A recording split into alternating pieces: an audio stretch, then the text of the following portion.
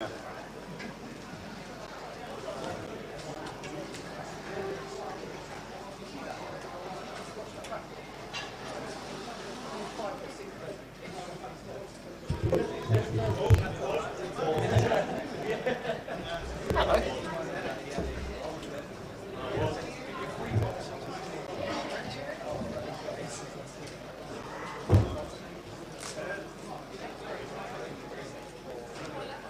you very much.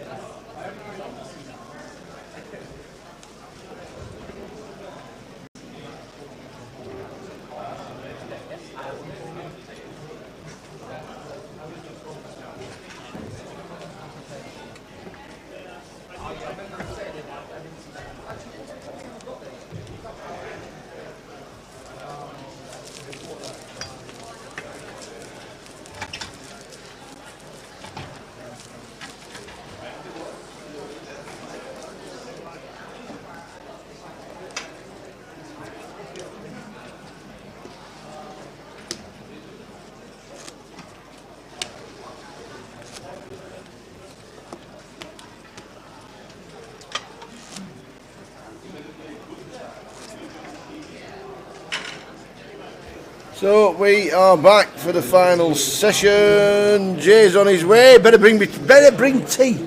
You better bring tea. Oh, we got Lucas is going to be sat in seat number 1. Mark Waits is going to be sat in 4. There's Mark. I've not seen Mark Waits for years. He's now sat playing. Looking good. Jamie Nixon is back. And he's had a good session because he's up to 71,000. Jamie Lee sat at the side of him who came to our feature table last night in the cash. That was good. He was active, pulled up chunks. He's in. Lee French, who's coming to the table. He was on the cash table as well. Mitch Inem's just sat down. Sat in seat number 8. He's got 90,000. And Gabriel Ennick in seat number 9. So we are off and running for the final session live stream for another 2 hours. Hope you get to stick with us. Hope you get to stick with us, and you should be back on YouTube now. How you needed a refresh because of recording law. So we're back. Let's do it again. T-Boy, where is he? He'll be on his way. So let's do it again. Plenty going on online as well. Show the online ticket that's coming in there. €1.5 million Bounty Hunter series running.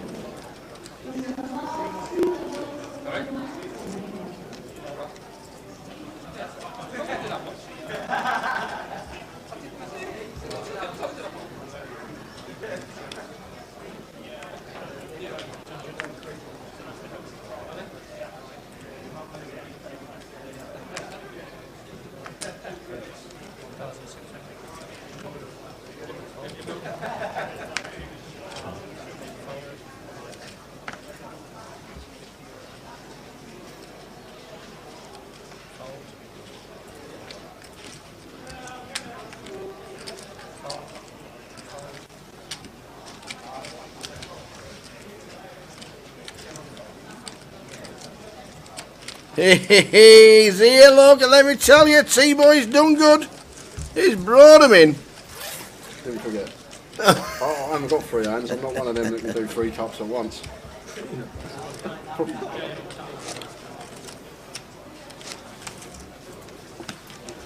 Last session. It is. And it should be a good one. So we've got cash players galore on this table. Lee French, Jamie Lee. You've got Jamie Nixon in the building. We've got Lucas, who I like to see played in seat number 1. Lucas Alexa. Oh, Mitch has got a chunk, 90k. Yeah. A good day for him. Yep. It is a good table to finish the session. Evening, one and all. Last session of London, of Coventry is here. Of Coventry is upon us. Lee happy to open the 8-9 suited here, +1. But we are now back.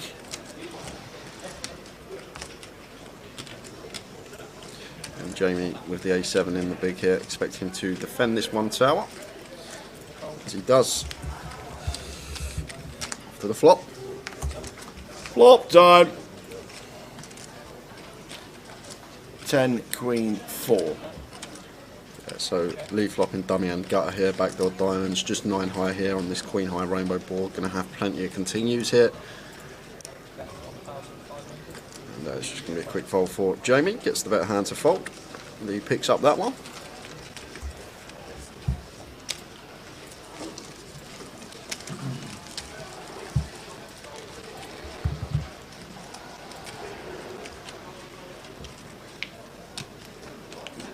Bottom of your screens there, and you see running across what's going on the client. On Monday we've got the 25k GUKPT closer. That kicks off at 7 PM. 110 buy-in for that one, 25k guaranteed. As you can see, satellites running on Grosvenor Poker. There's a £5 rebuy plus add-on, so you can get them for really cheap, or there is a £30 freeze-out satellite for that tournament as well. And then day 3 betting, as always, on the Sunday. We'll be running a book on Grosvenor Sport if you want to have a flutter on some of the players that are left in. So Mitch with 6s plus 1 going to be opening.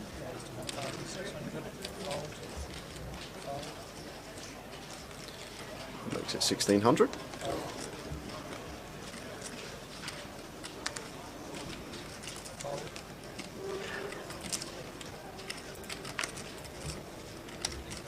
And Jamie not defending the 10-3 off.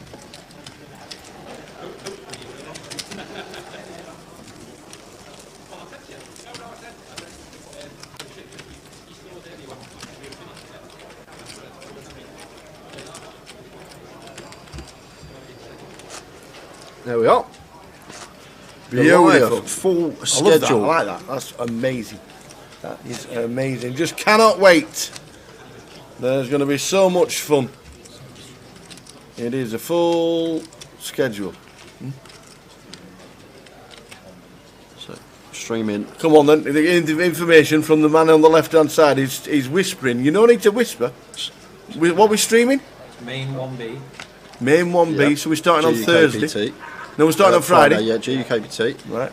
Ladies event, final table. Ladies final table on the Saturday. Are we doing the? No, it's on the Friday. It's no, on the for the Saturday. final. Are we doing the ladies event in the evening and doing like the Goliath before that? You think? Friday to start. Okay. Okay. Okay. I won't know where I am. Sunday. Sunday we're going with GUKPT main day 3. Yeah, as we should be. Okay. Oh, so we're going to start with flight B. Then do the main day 3 that starts at 2:15. Well, that's going to be a long Sunday for us.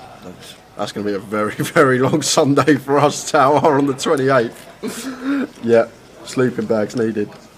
Monday. Off. Monday, day C of Goliath. C. Early day 2, will that be concluding finishing? Okay. Tuesdays like B. Unfortunately, we can't do the Omaha 4, 5, 6 because they come So just to a one of full day of Goliath Flight D on Tuesday. Yeah. E and Wednesday. E on Wednesday. Joker's wild. Joker's wild. Okay, yeah, so day 3 of the G400 on Thursday, do the first couple of levels of Flight F, and then on the Friday, I'm assuming we're doing both turbo legs, this is the only thing on. Saturday will obviously be Goliath Day 2, and then Sunday it's going to be the seniors, I'm guessing, Tower. Oh, that's it. That's it. We've done everything for Goliath. You can carry champion. We're confident on the seniors. Ian's going to be Yeah, I was just about to say that. If Ian's playing, why not? But obviously, guys, final day of Goliath Day 3 will be on the Sunday. Excellent. Like it. A quad team event. I missed that. Gets all in. What's that? Quad team event. A four-man team event. I ain't got 3 mates. I can't even join in. This is live, gent. We are on a 30-minute delay, and we get the pictures fed through to us on that delay, and then commentate on the delay live, so we can interact with you guys in the chat box. If you're watching on Twitch, you should be live right now. So Gabriel double barreling the ace queen suited there. Gets Lee to fold his up and down. And it's 25 past 10 Greenwich Mean Time, GMT. 25 past 10.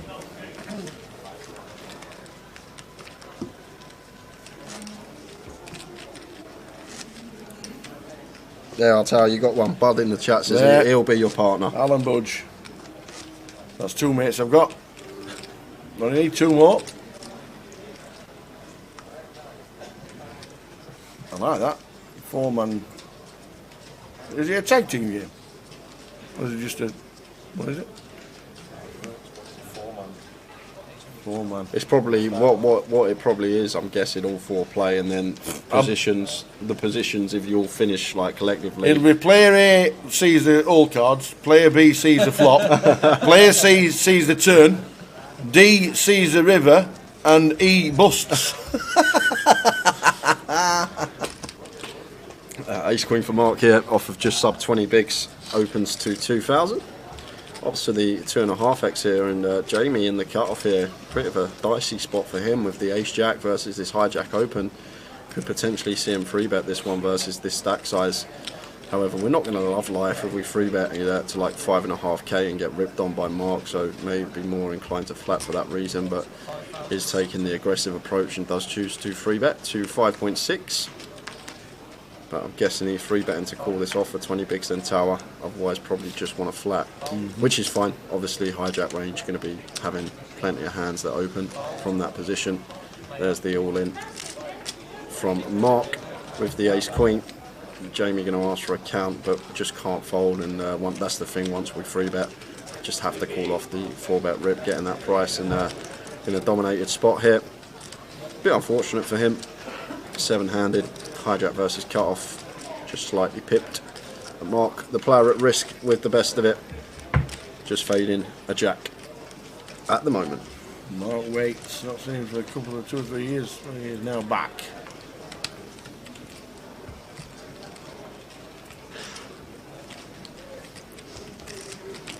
At risk, but in front. That is safe. Yeah, safe as it comes. No runners either, except the wheel runners for a chop. Well, there's the chop runner as well, 9-3 and jack. And it's the deuce of clubs, so the ace queen will get the double through Jamie Nixon, and back up to 33k, 40 bigs now, plenty for Mark to work with on this structure.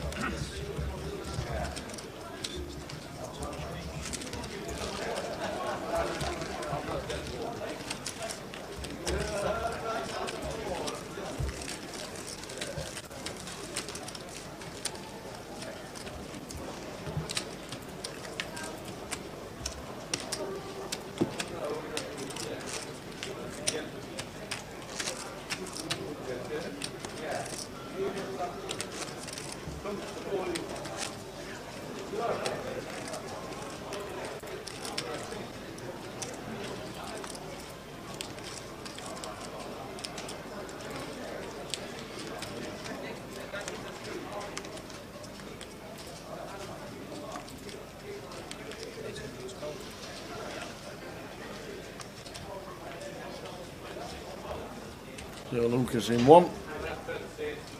Been playing quite regular as Lucas. Good to see him on the feature.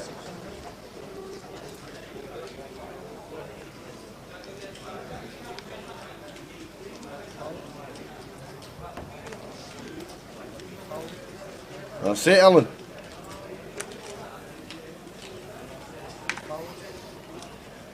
Me, you, Katie and Jamie. See, you didn't even get in Alan's team. Just saying.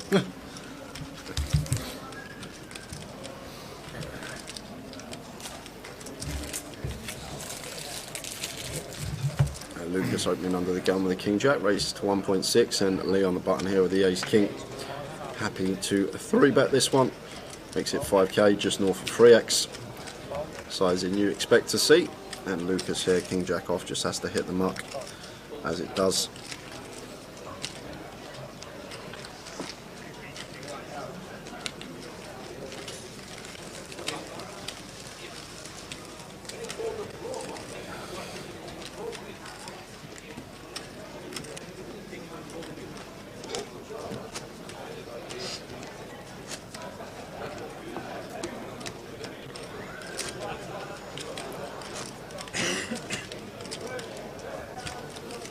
So the final session.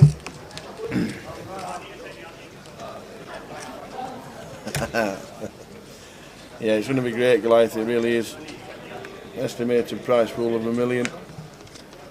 It'll be a busy week.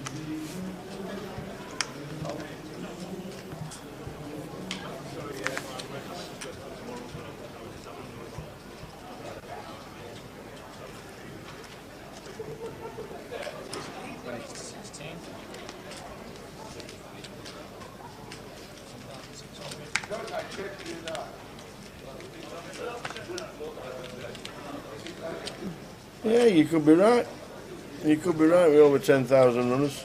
9,300 the last time we had it. In 2019 when Lee Reynolds became champion. God, that seems like a lifetime ago. It does, doesn't it? Yeah, that does, that event. It does. 2019 Lee Reynolds. Nearly didn't play the comp. Got through. Yeah, Carl, it's just all the expenses and everything of running that event. The actual event itself, I believe, makes a loss to Goliath. Like, it's just all the costs that go into it. Obviously, all the dealers, got to put them all up in hotels. Probably going to be 100+ dealers there. I believe each chair individually for the room they have to pay per day per chair as well. It's actually one of the few events that actually makes a loss. That's why obviously it's a bit higher rate for the Goliath, but with all the costs that are involved, it has to be that amount, and it still doesn't actually make a profit, I believe.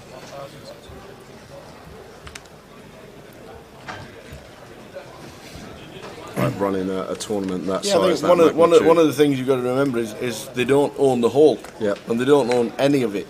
It has to be hired by whoever owns the CBS Arena.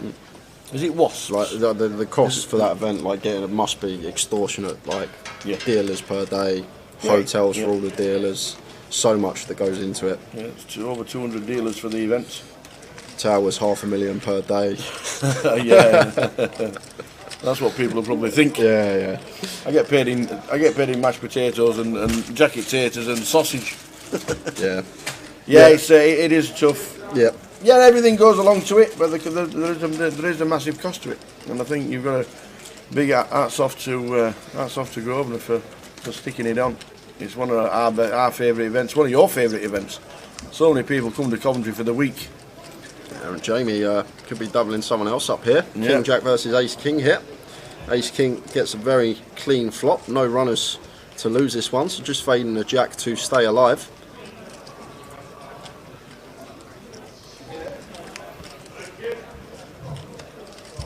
And another one doubled up by Jamie Nixon. Jamie down to 45,000. Jamie Lee doubling up. Yeah, it is a big cost. It has to be. You put it to your bosses. You go up to your boss and say, I'm going to run an event, but I'm going to lose money on it. Shall we run it? Then see what the answer comes back as. But no, it's a big effort from everybody. It started back in 2011. We were expected to have the 10th one, but it was put on hold from the old Corona. And now we are going to Goliath X in 2022. Gandhi is coming to for the first time. It will be quite a few people's first time. Don't forget, we've not done it since 2019. Yeah, so there's 3 years of people who were 16 and 17 and getting into the game, and they've just started playing locally live, and now it's their first Goliath.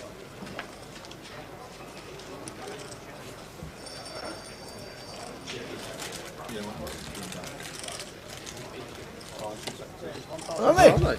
Oh, if you are a big fan of card protectors and a big fan of saving them and collecting them, you will all get a card protector. Like it. Bit of merch every now and again. Doesn't hurt. There's also a cost to it. But it's also nice to get a bit of a souvenir from the best event of the year. Evening, Cardsmith. Thank you very much indeed. It's been a steady day today. It's been one of those days that's not really caught fire, apart from Ian's 6-bet reel, which has made the highlight reel already. It's the only one I got down for the highlight reel today, Tower. It's been that quiet of a day. It's It's not been hardly anything happening, and then Ian just put on a bit of a show for us, that one hand. Yeah.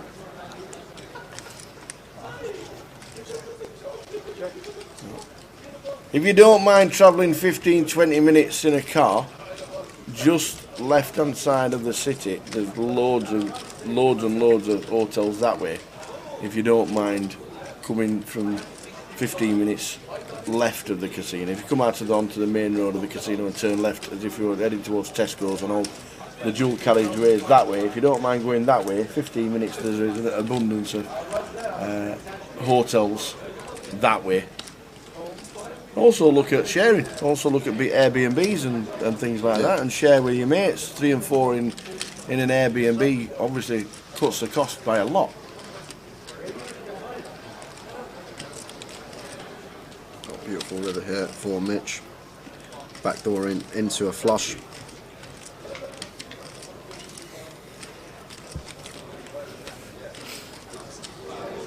Yeah, the highlight reel behind the TV that you can see there is old footage from GUKPTs in years gone by. It's Joe Beavers.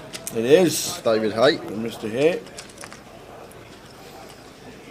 The Mitch firing 5.3 here into 13. So opting with just south, or just north of 40%.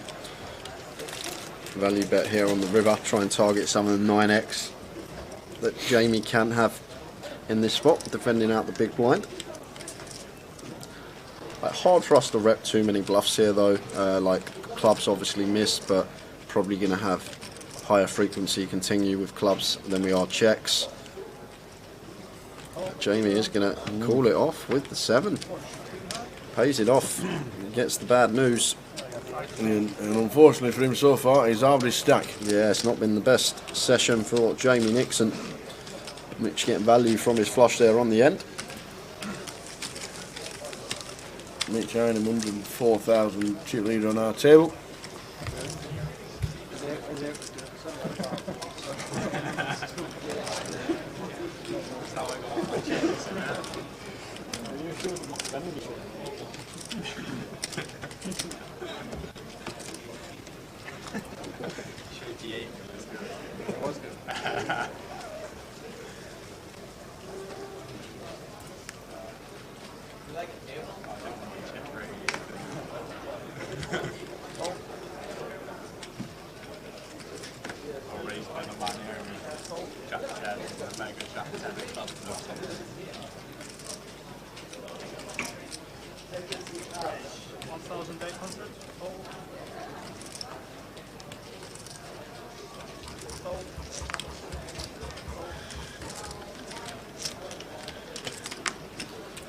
Gabriel 6s in the hijack. Yeah, love this from Jamie Tower. Massive advocate for this. 25 bigs deep, just flatten and open with the kings in the big blind. Like, our range is perceived to be so wide here, so when we're at the very top of it and form a kings, like flatten for a bit of deception and trying to get some value from our hand that way can pay dividends. Obviously it's risk versus reward factor, and just smashes this one, flopping top set on the king 10-9 rainbow board. And Gabriel's still going to continue this one in terms of range. This is going to be a good board for us as the opener. We will have ace king, king queen, king jack. We'll have the straight in terms of queen jack, sets of 10, sets of 9s. And Jamie chooses to raise straight off the bat after flopping the top set here. Makes it 4.2. Now Gabriel has the chance to just get out of the way here with the 6s. Probably earned an extra 2k playing the kings in this manner. Jamie would have folded to the 3-bet Gabriel with the 6s if he did elect to pre-flop. So did earn himself an extra 2.5 big blinds playing the kings in that manner. Andy's driving down from Cumbria. We'll stay anywhere within 45 minutes to the venue. Like it, there will be plenty of options. If you are planning on looking at where to be staying, make sure you find some good value.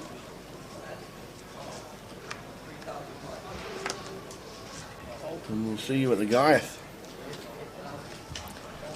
If you're a fan of online poker, €1.5 million Bounty Hunter series is underway. There's like 4 events every day.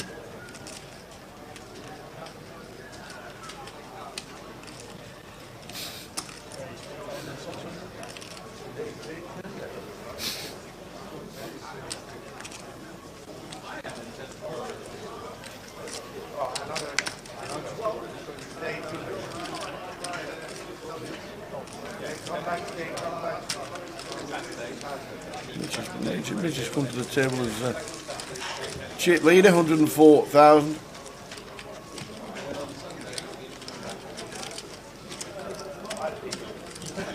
Up the Rovers. I'm guessing that's Bristol Rovers. Yep, it is. Tell by Mitch's accent, can't you? Is that who's in charge of Bristol Rovers at the minute? Don't ask me. The ex-footballer. Anywhere Used to be below at the Fleetwood. Prem. From Everton. What's his name?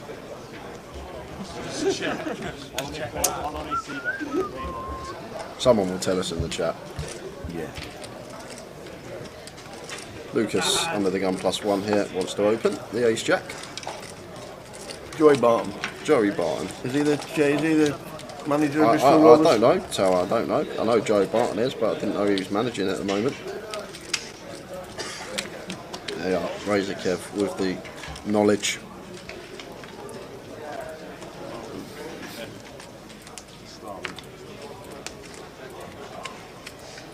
Lucas raising to 1.7 here. And Jamie just had kings and now he's got the boots.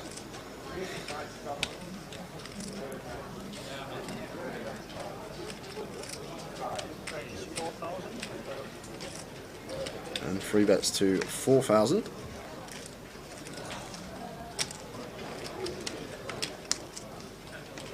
You could play a 3-day tournament and not get dealt aces or kings once, and then sometimes you just get dealt them in the space of 3 hands twice. And Lucas is going to fall into a bit of bother. Yeah, I won't want this to come jack high, that's for sure. It could be a disaster for Lucas if it does. 8-9 Queen, he's got outs. Yeah, 10 would do the job now, would make him a straight. Does have backdoor hearts as well. Jamie here with the aces on Queen 9-8. Obviously the worry for us straight away, Jamie, are the sets, the set of 8s and set of 9s. Queens are probably more inclined to 4-bet with these stack sizes, so we're only really worried about the 6 combos of that, so happy to start trying to get some value from some potential Queen X, Jacks and 10s that can be in there. 5s for 3.7, giving Lucas an attractive price on a call here, getting just under 4-1 on his money. Backdoor hearts as well.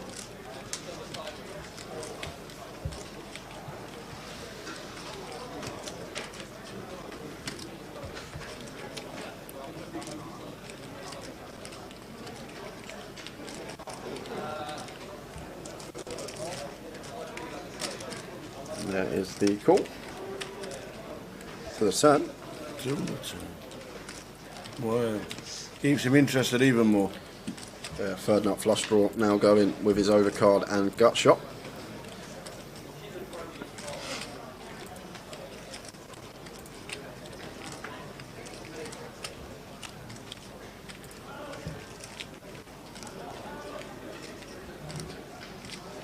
It hasn't checked over to Jamie, so might be thinking about donking this turn tower, and I wouldn't hate it at all. We're going to have a lot more flushes being the peeler of the 3-better rather than the 3-better here, but it has eventually checked it over. We're going to have obviously some hands that Jamie shouldn't really have. We'll have the Jack 10 suited, 8s and 9s are going to be in there as well, and we're going to have more flush combinations. But interesting spot here for Jamie. Like, there are situations where we can incorporate a check here at some frequency on this particular turn card, but with the SPR that we're working with, Jamie just happy to go bet here with his aces on clean run-outs.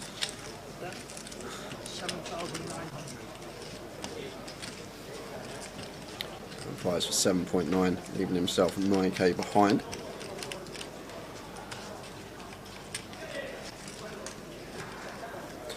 And this is an interesting spot for Lucas because we can just be drawing sometimes to like even against some of Jamie's bluffs, we can just be drawing to a jack or a 10. Like against ace king with the king or ace of hearts, we're in terrible shape. Against a hand like ace queen with the ace of hearts, we're in awful shape. Kings or aces with the heart, we're in really bad shape. So although we've got really good like equity from our perspective in terms of a heart 10 or potentially an ace, which is an over to the board, there are situations here that Jamie can have hands that just have our heart draw crushed, and he's left himself 9k back as well. Like we're never going to ever rip this spot because we've got no fold equity here with the ace jack, so I wouldn't be surprised if he actually just folded it now. So I know we picked up the backdoor flush draw here, but just mentioning some of the hands Jamie can have value, can have us absolutely crushed and have us drawing 2, 3 or 4 outs.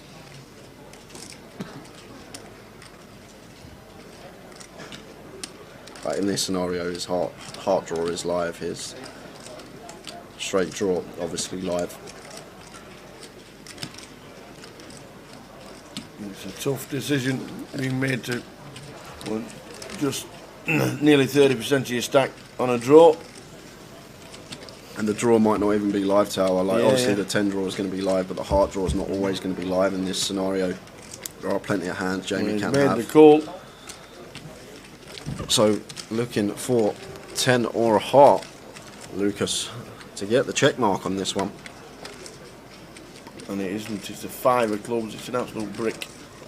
Yeah, and Jamie's got a clear shove here now. Tower once checked to him for his remaining 9k. No need to check this one behind.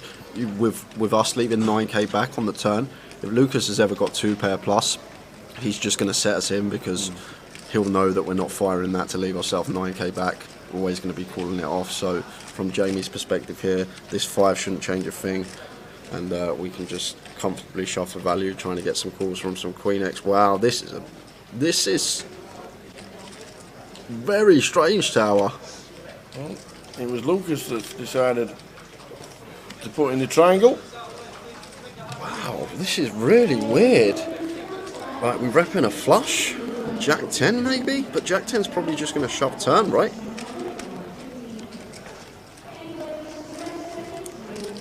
I can't see how Jamie folds with what he's got left behind, Tower. I can't see how he ever folds this spot. I'm really surprised that Lucas actually decided to lead shove here. They're in. They're in, and he says good call. And the aces are shown.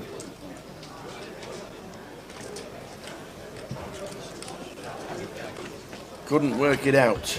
Yeah, it might be a bit of a misstep, that shove, I think, there, Tower. Just because of what Jamie had left behind, we've got to understand that he's only got 9k back and he's getting an unbelievable price to flick it in and make the call, and I just don't think we should be jamming there. We've got really nice removal, yes, we got the Jack of Hearts in there, removal from Jack 10 and some flushes, but it comes down to stack size. Like if we're deeper, yeah, maybe we can overbet shove that potential hand, but when stacks were that shallow go into the river, I just think it's not going to work enough of the time to make it a good jam.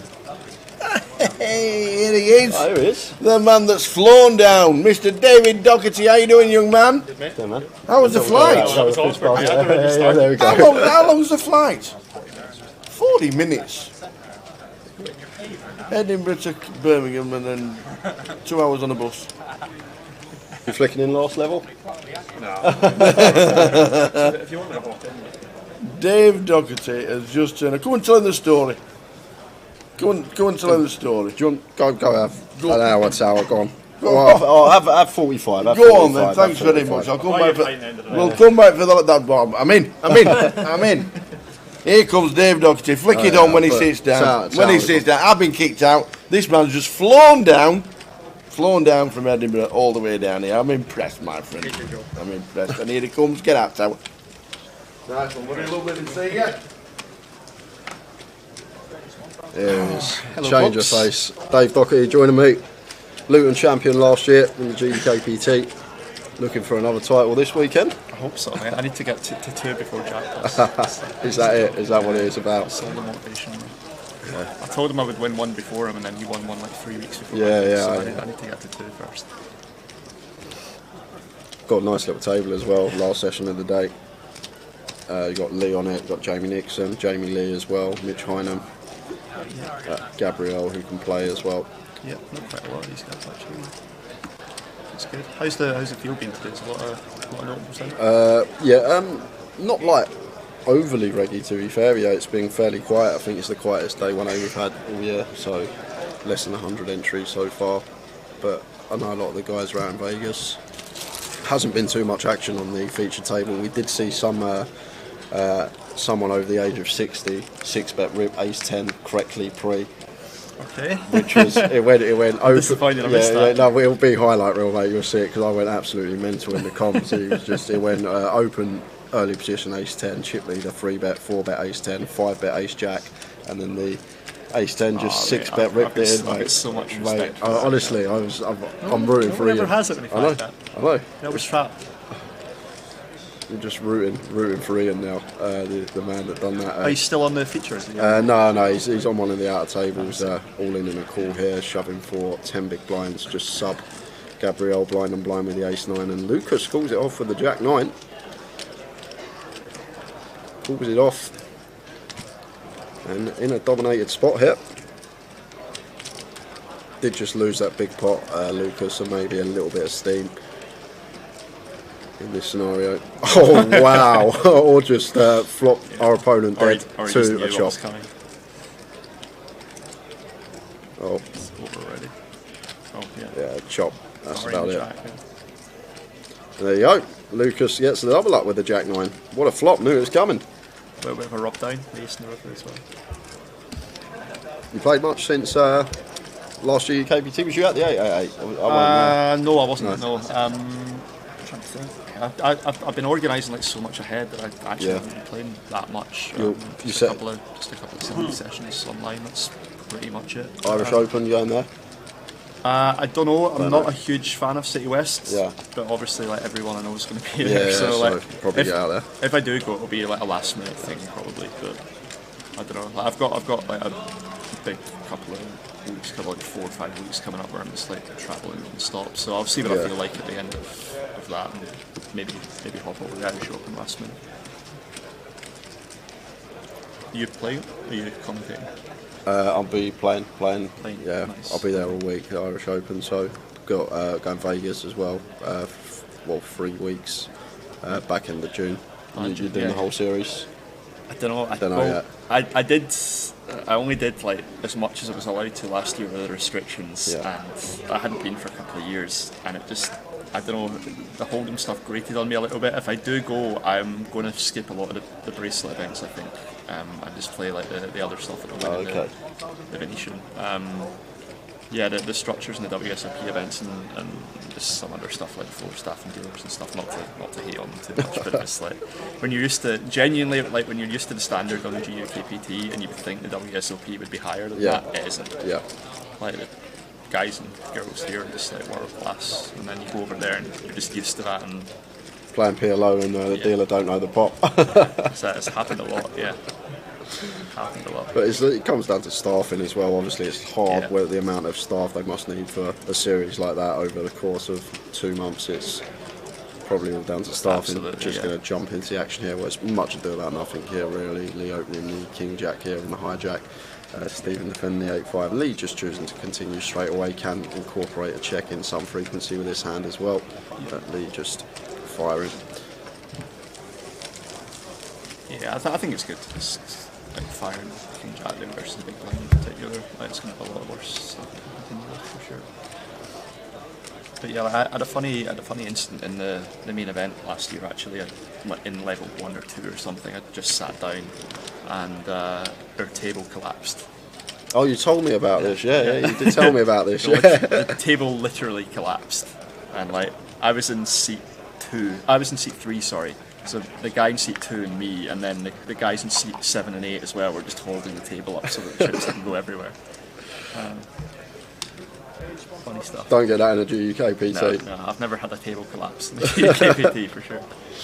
So Jamie Nixon opening under the gun, Queen 10 of Hearts makes it 1600.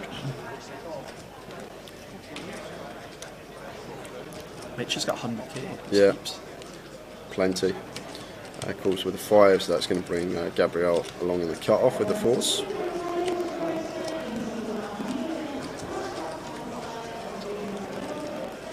I think I played with Gabriel a few years ago.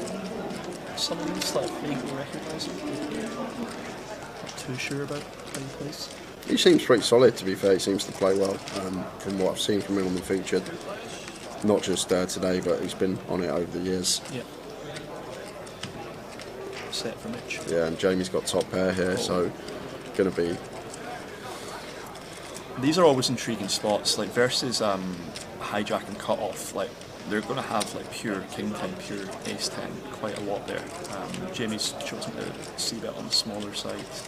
Yeah, 2.6 into 6.8, so around 40, well, between 30 and 40%. And Mitch just calling the 5s. I don't mind either from Jamie there. I think you can check this three-way as well, or you can bet it's just sort of what your game prefers, really, like what your approach tends to be in these spots. But he's going to have a lot of difficult decisions now. But there's not just Mitch is obviously going to set, and this turn as well is just terrible for him because he's going to still feel fairly confident about his hand. Obviously, as you said, Mitch will have king 10, ace 10 in there as well. Have us outkicked in some situations. He's got the set of 5, set of 3s as well. And 8s as well going to be in there that will pill once. Jamie now firing for 6.5. And just still always calling here, Dave, with the 5s. Yeah, absolutely. Yeah, versus someone as good as Jamie as well. It's different if you think maybe it's a recreational player and you want to stack their over pairs before a scare card comes or whatever. But like Jamie's very good and he doesn't need to have anything here to be barren in this spot. Which has opted to raise turn now. And the thing is, like, when we raise this turn, like, what bluffs are we raising this turn with? That's like the question. We suddenly just going to start raising spades on the turn as Mitch? Well, I don't mind if he does, but the issue with that is, like, he's raised to 17.5k and he's never folding if Jamie rips when he makes it this size. Yeah, so the problem is, if he has a bluff here, he's never got a bluff that isn't priced in anyway. So the natural raise size should be the shove. Like, Mitch can just have, like, Queen 9 of spades here and want to rip it in, or like Queen Jack of spades or something like that and want to rip it in, and that's fine. But I think this looks too strong. I think if he's choosing to raise here, I'd rather just shove. Yeah, makes sense. I think Jamie will get away from it. No, Jamie shoved and sees the bad news, and he's going to be out the door because he's drawing dead, and we are going to lose Jamie Nixon. It's been a very bad session for him. Come to the table with 70k, and within the first hour, all them chips are gone. Irrelevant river. Mitch with a set as Jamie drawing dead. No sweat for him. I mean, like, Jamie probably goes broke on the river anyway. It's an intriguing spot. I think, like, if Jamie's betting the turn on most rivers, he's going to check and then face a difficult decision anyway. That happens to be because Mitch has a set there. But I do think it might be slightly too weak. Not that top pair queen keeping is necessarily weak, but to go for 2 streets there on a 3-way board versus specifically the hijack and cut off, it might be a little bit thin there. So I think, like, even though he'd have probably gone broke in that hand, he might have faced a difficult decision on the river either way on pretty much anyway. Not just because Mitch had flags, but just because of the strength of his hand relative to the board texture. Makes plenty of sense. Yeah, Dan, hopefully I'll see you out there. Going to be a good one, let's hope, this year. And how are we doing, Shady Man? Glad you're enjoying the commentary. Lovely casino, he says, lives just down the road. I think we were saying earlier in the year, Jim, this is your first time in Vegas, right? Yeah. Well, it was the first time when I was going out was COVID years. The 2020 was going to be my first year out there, and obviously, the world just stopped. So I couldn't. You must be counting down the days at the moment. Yeah, I know. I'm looking forward to it. I can't wait. And it's like nice to be going out there for an actual while as well, not just like for a week. I had to get the whole experience. Andy's been nice enough to let me have the leg off in the middle of summer. So, yeah. The Luton one, not the Luton one, the Vic one, I believe. It's the one that's back end of June, early July. Wow. That's another huge flop. Yeah, this is action. Well, to be honest with you, Dave, we've had no action all day really, other than that 6-bet, and then you sat down and a couple of hands here to dissect. Gabriel, bottom set here, just always going to be betting here with the 10s free weight on the ace queen 10 board. Intrigued to see how big he goes here, because I think he can size up this board versus, well, I mean, it's specifically the blinds, like they're less likely to connect with this board, Yeah. but like it is a very wet board, and like he unblocks all the stuff that's going to take. Exactly, yeah. Yeah, I like this as well. Mark here, 5 high flush draw. Just happy to call. And Jamie now, combo draw. Second up flush draw, gut shot to Broadway. Are you just always flatten here, Dave, simply because Gabriel has all these strong hands here that, like the ace queen, the ace 10, queen 10 suited, sets are all there. He has king jack there as well. Is there any merit in raising with the king 3 of hearts here, or are we just always going to be calling this spot?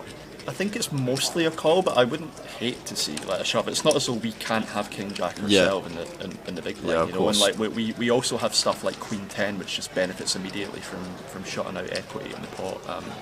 It also depends how wide you think Gabriel's c-betting this board. You know, if you think he's just going to target it because it's his board, you know, like it's a high card board. If you think he's going to triple, then you know maybe you want to flick in a few more raises. But obviously Gabriel's just got him going dead on the turn now. Yeah, and once he's been called in 2 spots, no need to check here. Obviously, ace X never going to be folding here. Queen X might have a tough time too, especially if they have a gut shot with their hand. So just fire him the second barrel, 7.5. Be interesting to see if the king 3 is going to fold here, because like he's actually unlucky, Gabriel, that someone hasn't got a better hand to call him with here. He's been called twice in the flop. He usually expects there's going to be an ace X in there somewhere. Yeah. But this is a large chunk of Gabriel's stack, and he doesn't have the best hand right now. That's usually pretty obvious in the spot, and he could be drawing dead as he is. And he doesn't have the betting lead either, so even when he gets there on river, it's sort of hard to get paid. So I'd favour a fold here. It's a bit grim when you flop so big, but this is just a really bad card for us.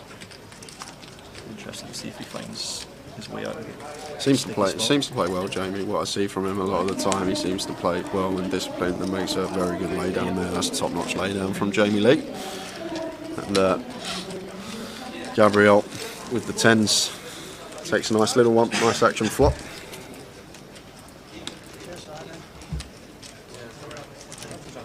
Yeah, I saw earlier when I was in the airport, I'm just looking at the PFR stats on the screen there. So earlier, like Leon was in the 60s. Oh yeah, I was at the Leon airport, was loving it.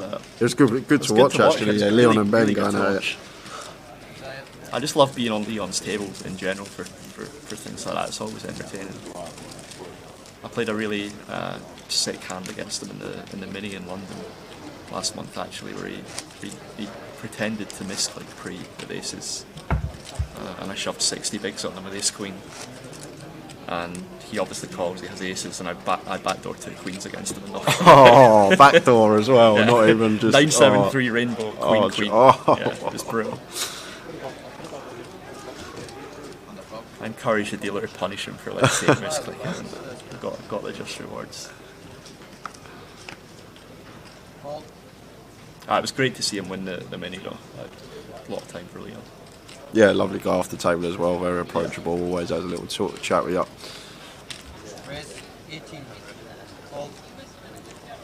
So King Jack 4, Gabriel raises to 1.8.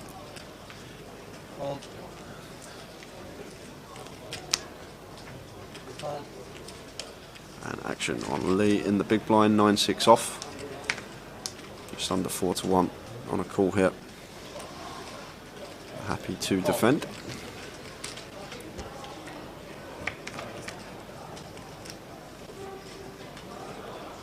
Does flop a gut shot. Gabriel flopping the second pair here with the King Jack. Like either way here, I wouldn't mind either from Gabriel on this board, betting or checking. And just fires and leave. Not continuing. Yeah, I was intrigued to see which size he picked out. He did bet. I think that's pretty good as well. He went a fairly consistent size for like most of his value hands there. So. Yeah. I've only seen a couple of hands from Gabriel so far. He's played them well.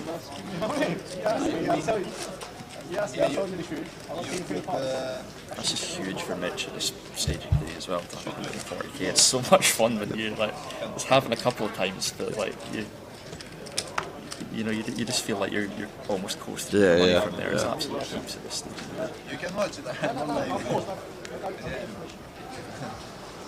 You know, if anyone else has got around that from the outer tables. Radu before the break had over 100k. He had like 110.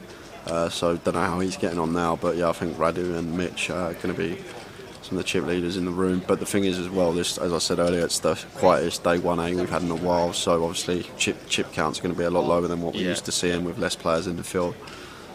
So Lucas raises to 1.7 with the ace 10 off of just sub 20 big blinds. Did you watch any of the cash game yesterday? I only saw maybe about 30-40 minutes of it or okay. something. Yeah, there was some really good action. Yeah. I had my friends like sending some messages to me like you should tune into this. Some of the hands are pretty great watching. But, yeah, I didn't see too much of it. I tried to, but just couldn't find the time. Jack 8-3, 2 club board.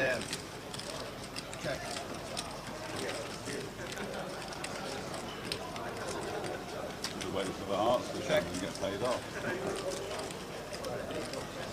Check.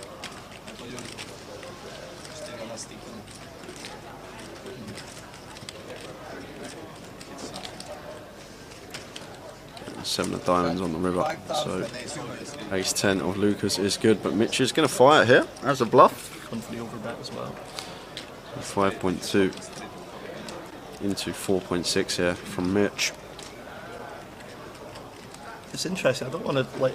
I'm glad Lucas hasn't snap folded here because this bet size is actually kind of odd on this texture as well. Because you'd expect a lot of Mitch's draws to start betting the turn once Lucas has checked back. So. And like if Mitch has got like 8x or 7x here, he's probably going to choose a lot smaller size. Exactly, yeah. So like the 9-10 in Mitch's shoes is betting the turn. The 5-6 is betting the turn. It's like he's repping like maybe like 7-4, like or yeah, 8-4 yeah, like like that, these type of holdings. That makes plenty of sense. And then obviously he's got a whole host of bluffs, like just random air balls once it's checked through, and Lucas looks like he's sniffing it out. I love it. Makes the call with the ace 10 correctly and sees the queen 6. Fair play to Lucas, sniffing that one out. Yeah, that's a really nice call. Like, a lot of people just snap fold that river spot there, but I think it was the size that Lucas sniffed out there. Like, I think if Mitch goes maybe half pot, 60%, where he can still have an 8, it probably folds. Like, the overbet was what cost him the pot there.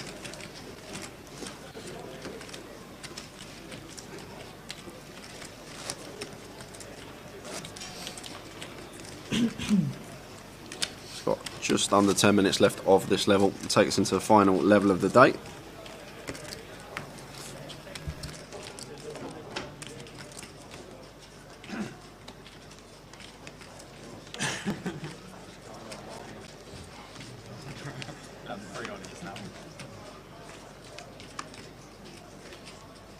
Fold. Fold. Fold. Fold.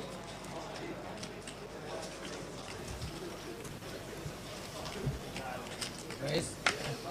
1800. So ace 10 for Lee, raises to 1.8 on the button. And Gabriel quick defend with a 10-7.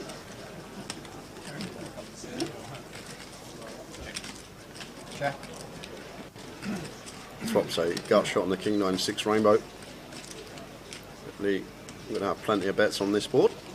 King high 1500. rainbow, good for us as the opener.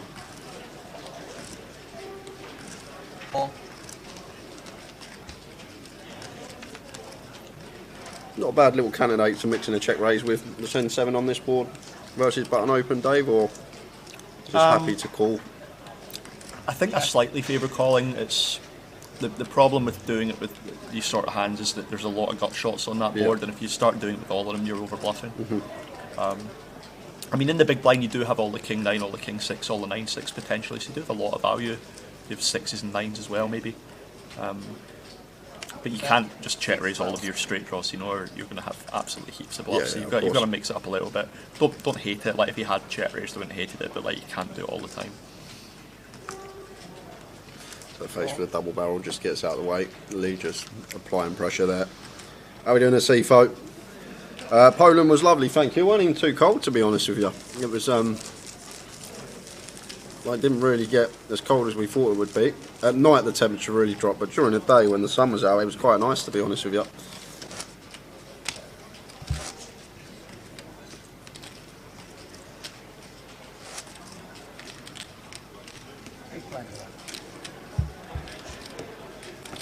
You in from the start tomorrow, Dave, or are you going to wedge like level 3, level 4? I'll be in from the start. Yeah, I'm a level 1 guy. I think it's the way to go in these comps. Yeah, I don't mind. I mean, like, I've done it plenty of times where I've done 3 bullets and had to reg the turbo, but like, it's just the risk that you take. I think I've also bad chip lead a couple of times from regging level 1, so like I think it's optimal to do it, but a lot of people just, you know, they're in the bar to 2 AM or 3 AM or something, and they're awake at 11:30. They just can't make it down in time. I'll be there. You get some. The thing is about regging level 1 as well. Like, you get more information on your table throughout the day, and someone today had already had their 3 bullets before the first break. So I did see that. Yeah. It's like, the other thing is you often play short-handed at the start of the first 2 levels as well, which is like more advantage if you're used to that kind of thing. You know, a lot of people maybe only playing their local leg, or are used to playing 8, 9, 10-handed tables, and then all of a sudden they're playing 4-handed 200 big steep, which they've just never done before. You know, so there's a lot of reason to show up on time, I think. How are we doing, Katie? Evening, guys. Just tuned back in for a bit. Good to now hear you both in comms. Was listening to Tower and Tom earlier. Then it got busy. Look forward to seeing you tomorrow. Make sure you get here safe. Nice, Katie. You on your way up tonight or in the morning? She's driving up tomorrow morning. She said. And we're going to see her. Shall see you then.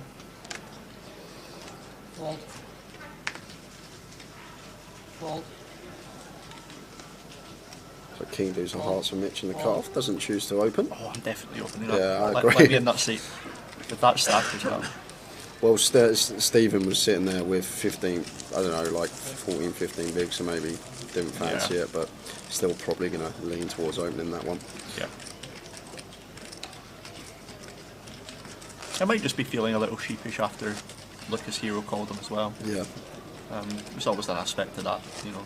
You've got your hand caught in the cookie jar, you maybe want to just cool down for a couple of hands first. How are we doing, Shank? On YouTube, joining us for the last hour. Blind's going to be going up in 2-3 minutes time for the last level of the day. I'm joined by Dave Doherty. If you're just tuning in, he is joining us for the last session. Tower's having a quick 30-40 minutes.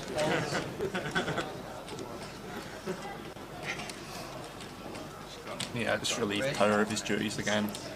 Paying him beer later. I don't know how that works. Like, You take. I take his job, I give him a break, and then I buy him beer for it. Makes no sense, does it? Should be the other way around. How you doing, Shane? Glad you're tuning in. Yeah, it's lovely. Krakow's beautiful, I see. The architecture's there. It's just been looking up all the time over some of the buildings. It's really, really beautiful city. Food's unbelievable as well. Couldn't stop eating. King 9-4 Rainbow. After that open from Lucas on the bottom with a 10-8 suited. And Mark defends the Queen 10 of clubs. This is the pot that could get bigger than you'd maybe anticipate. Just looking at that flop, there's a lot of turn cards that are going to induce a lot of action in these 2 hands. Neither of them. Like 10-8 should be c-betting, Queen 10 should be folding. Definitely a lot of interesting turn and river cards with this flop. Well, there is one of them. That's one of them, yeah. Calls it in. What a turn for the Queen 10 of clubs at Mark here. And Lucas, very nice double barrel candidate for him here, especially versus big blind defend range of Mark here. He's going to have a whole host that we can fold out, 4x, 9x. Even some like Jack 10 and Queen Jack might opt to fold versus certain sizes. Yeah. This is a beautiful spot to trap for Mark as well. I'm assuming that Lucas is going to double barrel here. It's a great card from the barrel. He's got a heap of equity. Mark doesn't have to have anywhere near as strong a hand as this. He could just have something like 9-7, which is his folding turn. He has given up. Okay, so the pot isn't as big as I hoped it was going to be. But 3,000. yeah, Mark just coming in for value now. Makes a lot of sense. Price for 3.3.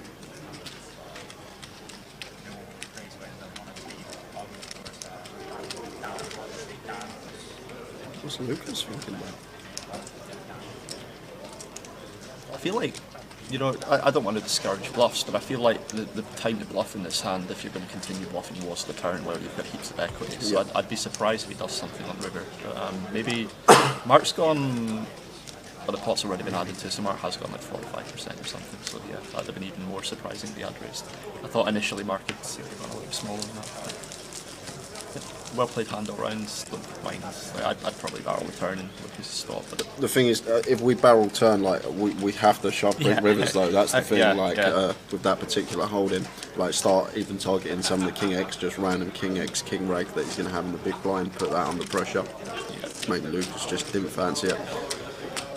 yeah, I'd probably be out the turn after Yeah. that hand with the 10 so fair play to Lucas for still having 17k.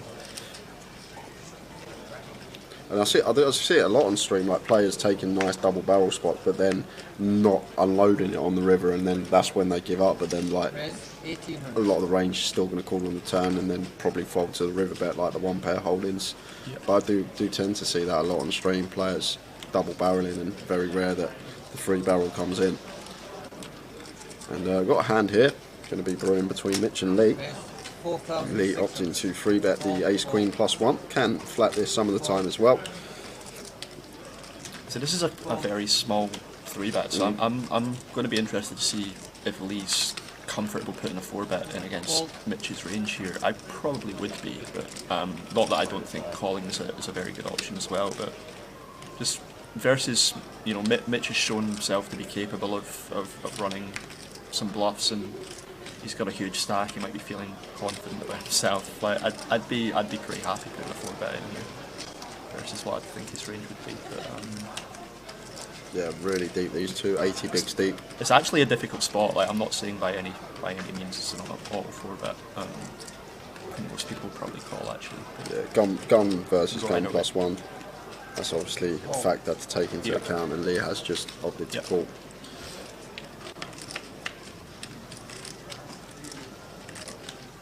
Well, He's going to do some chips at least one street anyway.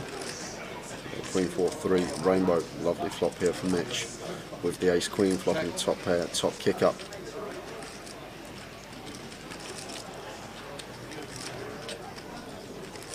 Size you opting for here, Dave, like small 3k, 4k? Yeah, right around that region. Not even as big as 4K, I don't think. Red, 4,200. We are quite deep though, so you can justify sizing up a little bit if you want.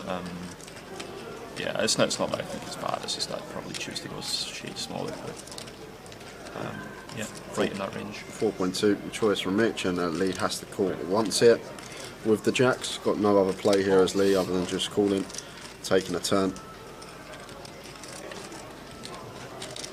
And that's actually a really good turn card for Lee. Yeah. Probably one of the best in the deck for him other than a jack. Check. Because now we are going to be able to make the fold here. It depends if Mitch gets tricky or not, because he does block all of Lee's continuing range now. So maybe he feels like the best way to get paid is to slow down. Now, I personally wouldn't, but like, I Red, think the idea of slow playing this is 9,500. very, very strong. Mitch double barreling, takes another pot up to 143. Could see him with a chip lead at the end of the day. We got an hour left. Blinds have just gone up into the final level of the day, 500, 1,000. That should be updated very shortly. The problem you have in those spots is that the ace is like all over your range. So Yeah. when you don't have it, you're always betting. Yeah, it. yeah. So you sort of want to do it when you have top two. Yeah, you also yeah, of know that the course. guy's going to be folding heaps because of the cards Yeah. that you have. You know. Like if we've got like King Jack off there or King 10 off, like Exactly, yeah. like we're always barreling Yeah. on that particular card. So yeah, it makes sense.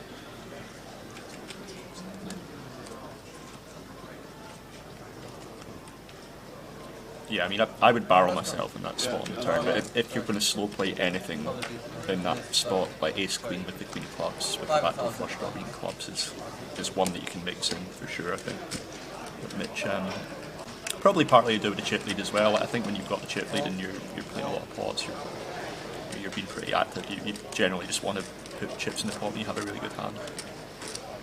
It's been a good table though. I think this is one of the tougher tables in the room. It's until oh no, it's not That's Lucas. Not Lucas, yeah. I also thought that for a second. But So it's Stephen Raise all in. who has shoved for 10.9. Blinds have just gone up, so for 11 bigs, and Mark's just insta shoved it in here. So Stephen's probably going to be in trouble. yeah, I know Stephen actually is going to be pretty wide in this spot, so I anticipate Mark's the best hand.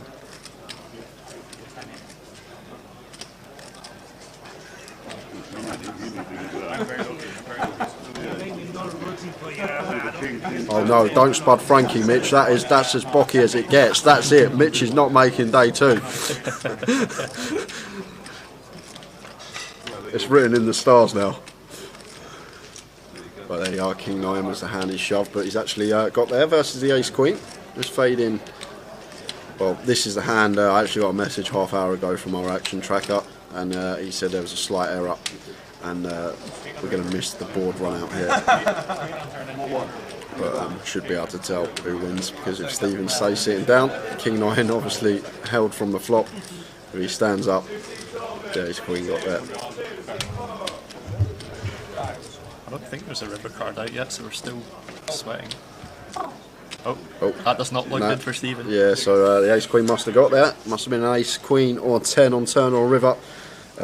Sorry about that, guys. First, actually, little blip on the stream today. Everything's been so perfect from our action tracker today. It's the first little blip we've had.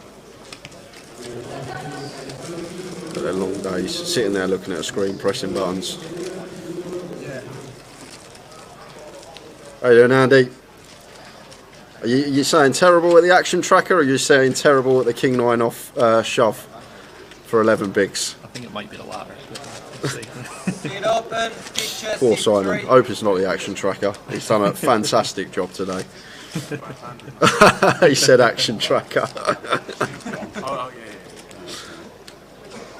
To be honest, I thought he was talking about, like, sarcastically, the action tracker, because Andy's not usually one to berate a play in the chat. He'll give his opinion and whatnot, but not usually one to berate a play. He may sit there at home shaking his head, but we don't hear about it.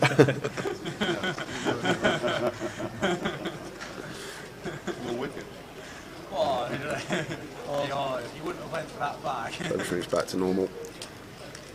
Lucas, Jack 10 in the hijack, just sub 19. I think Tower will be back before the end of the night, and they have just kicked him out for Yeah. an hour.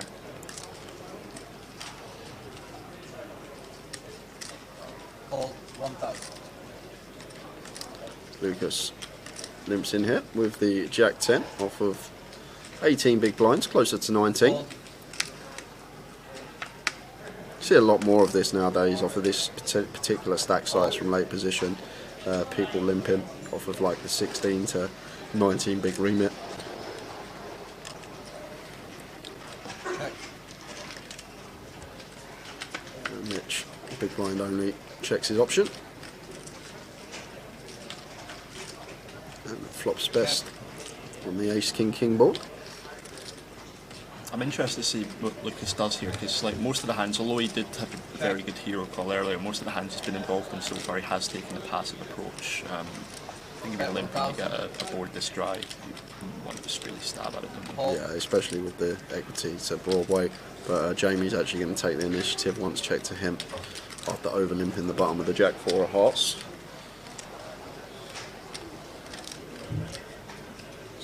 All. Jamie betting the one big blind, gets called in both spots. 4 of spades on the turn.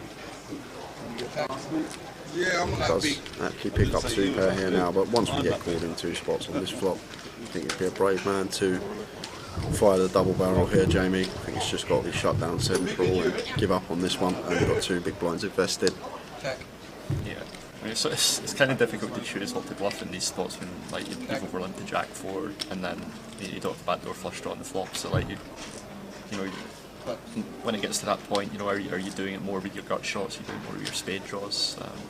You're never really winning with the jack 4, but I think you just got to wave the white flag in this spot. What do you think about a bluff here from Lucas with the jack 10? Like, he will plausibly limp some king x, I guess, off of this stack size if he's limping jack 10 off, but he's just opted to check it, and he's checked the whole way through. And Mitch Hynam going to take this one. Yeah, as I said, I think he's mostly taken the passive approach when he's been post-flop in hands so far. Would it be credible? Sure, but it's not a ton of hands he's repping, so like, I don't necessarily think he's going to fold that much. I think he's just similar to the point I made in the 10-8 hand. I think if he's going to bluff there, it's on an earlier street, which is the best spot to do it. In that case, it would have been a stabbing flop.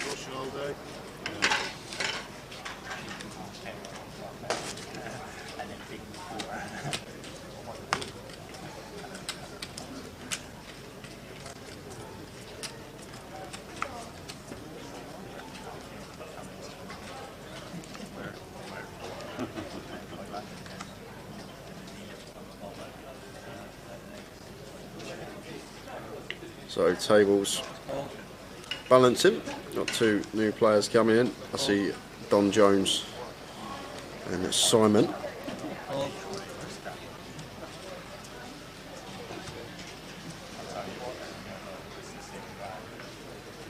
And Jamie in the cut-off, happy to open the 10-6 suited. Uses the 2.3. Lee gets out of the way on the button, and Mitch here, ace-5 of clubs here versus Jamie Lee. Cut-off opening range. Just snap 3 bets to 8k, love it. Really, really nice. Good hand selection, nice sizing choice, and obviously Jamie going to be fairly wide opening the cut-off. He's opening 10-6 suited, he's going to have a whole host in there. Just has to get out of the way. Nice play there from Mitch. But having that stack as well, it gives you that confidence to actually take them spots, and like knowing that we should free bet it every now and again and just happily mixing it in. Yeah, exactly.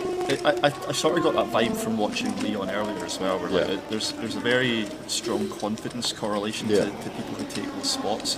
Leon's confidence obviously high after winning the side event. Mitch's is high after having good day, heaps of chips and a good day before that. You usually see like people are more willing to take those spots when they're riding on the crest of a wave. Yeah. Sid, I am joined by Dave Doherty. He's relieved Tower of his duties for 45 minutes now or so. We've only got about 45 minutes left of the day. But Tower will be back before the end, I'm sure. He's probably at the bar right now. Maybe he won't be back. He's probably. He usually just sits in the casino somewhere and watches the stream whenever he goes on a break. That's literally what he does. He's probably sitting there somewhere in the casino right now, earphones in, just watching the stream. I always feel bad about kicking him out, but like Jack's normally with me, and he always takes precedence over. Like he's like, I want to do some commentary. I'm like, oh, you'd knock yourself out, mate. You go in. It's great for us when someone actually wants to come in and give us like an hour break or something. It's great for us because it's such a long shift, like 12-hour day for 4 days on the trot. It's like really, really long shift, and you do feel it at the end of the day, especially when you've been talking all day as well.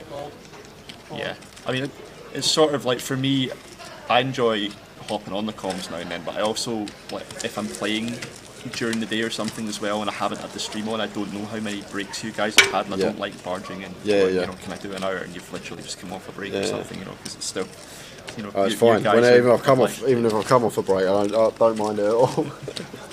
It's just nice sometimes to get some fresh air or have a little break. Yeah, Dom's a character for sure. especially like when it's a day like this, it's not always the case. But day one today, if there'll be a few people watching that have been tuned in throughout all day, but it's probably one of the quietest day ones I've ever seen. Just regarding action on the table, there's been hardly anything going on until that Ace 10 6-bet hand. That was about it. And then obviously we've had a couple of hands here. I guess Terry entertained us for like 5 minutes. Earlier on today in the first session, but it's just been a real quiet day. Jamie pocket nines in the low jack. It's going to be like that sometimes. We can't obviously predict the action that's going to occur. Sometimes we get a straight flush over quad, sometimes we just don't get much happening. Well, there's going to be more chips going in here. Yeah, certainly. 7,500. Mitch isn't insta-folding either. Yeah, pocket sixes here for Mitch. I think he is going to be folding though. Yeah, he should be ditching this one really. This is too weak to continue against. Actions, yeah. What is that low jack? Yeah, that's low jack. Fold.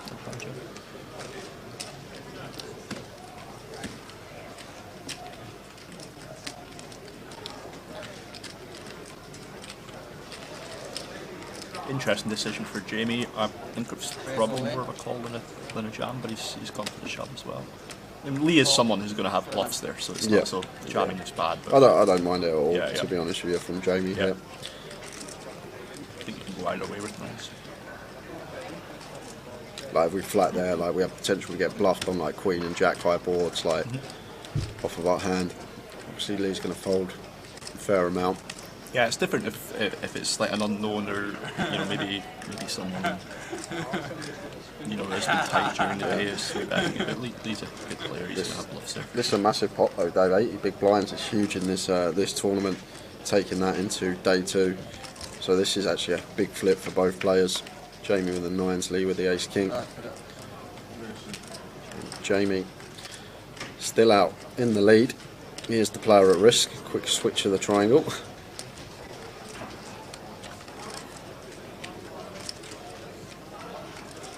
Still fading it, going to river.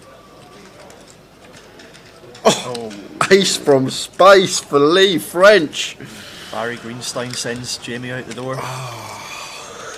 And Lee now up to just sub 100k. Jamie couldn't fade a river. That was a massive one to hold there. It's so clean, the run out as well. Just can't put it on the flop. And Jamie, he'll be back tomorrow. I can tell you that. We will see Jamie back for more. It's probably not going to flick in now with 45 minutes left of the day, but we will see him back tomorrow. And Lee French. It's a rounders river, that one. Yeah. It's always the ace of spades. Always the ace of spades on the river. And they're the ones you need to win.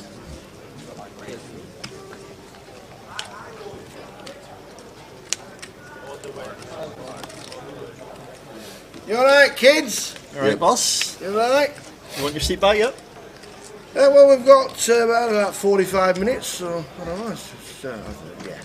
Go on, let finish off. You can come back again. Alright, yeah. Show them, give them a wave. Mate, You've been amazing. I've listened to it in the bar. I said that. I'll just do what I did and I'll promise to come back, and then I won't be able to come back, so I'll still be on There right? you go. That's the one, you see.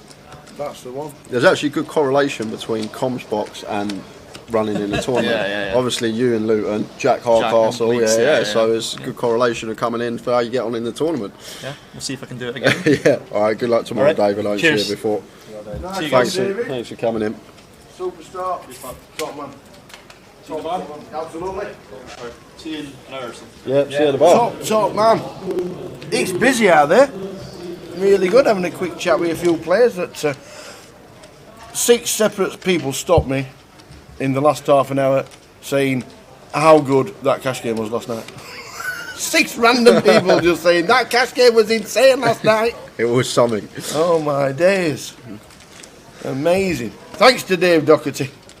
We've got 45 minutes left. Thanks to him for jumping in for an hour. Yeah, I love talking to Dave. He's got Yes. some really good insights. Yes.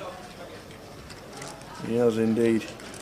Well above me in the NTT school, so always nice to learn as well. Just some of the stuff that he talks about, the way he delves into the hands, it's very insightful and good to listen to. I'm sure you guys appreciate it as well. Absolutely. He's the Listening top at home. man is Dave. Flew down from Edinburgh. 40 minutes. Imagine doing the tea run on the plane. Anyone had a cup of tea? We're going down.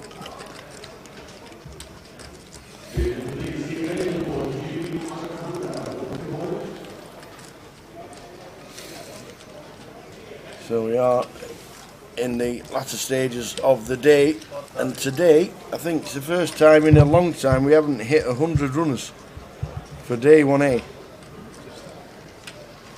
So the last time we saw, I think it was 98. We seem to be 98 for a while. So we'll just check the app, as always. Da-da-da! 100! 100. 100! Exactly 100. How many runners did we get in the end in London? Was it 600 and something? 680, something like that. 682. It was a lot. That is a lot. It was a lot. 9 seats in the satellite as well. 9 seats plus £800. Not bad. Not bad at all. And then if you want to play cash, there's 8 tables to choose from.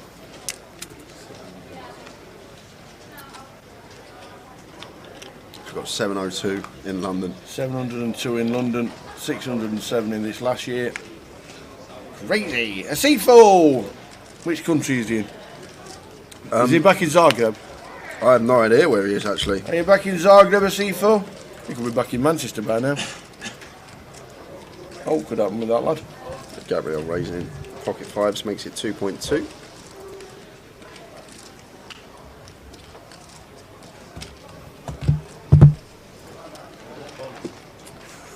Is in Vienna.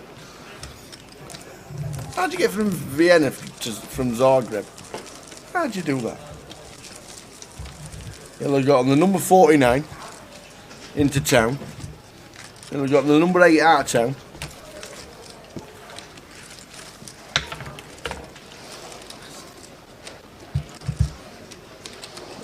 Alright, Zagreb to Vienna on a train. I bet that was stunning. I bet the views. I bet you were impressed with the views in Poland, right? Yeah, really nice, really nice.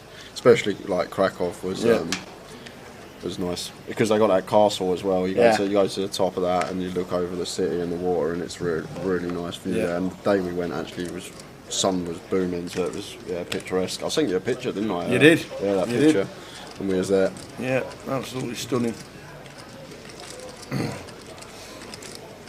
Mitchell raises to 2.2 with the pocket threes.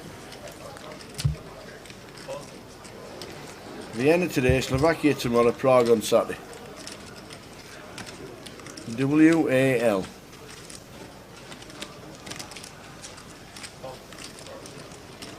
Check in the park. So Don started on the feature table today, and it seems like he's been doing okay. Up over 50 bigs. And now is ending on the feature. Mitch continuing on the ace-9 board. Don just has to get out of the way here with 8 height. I say has to.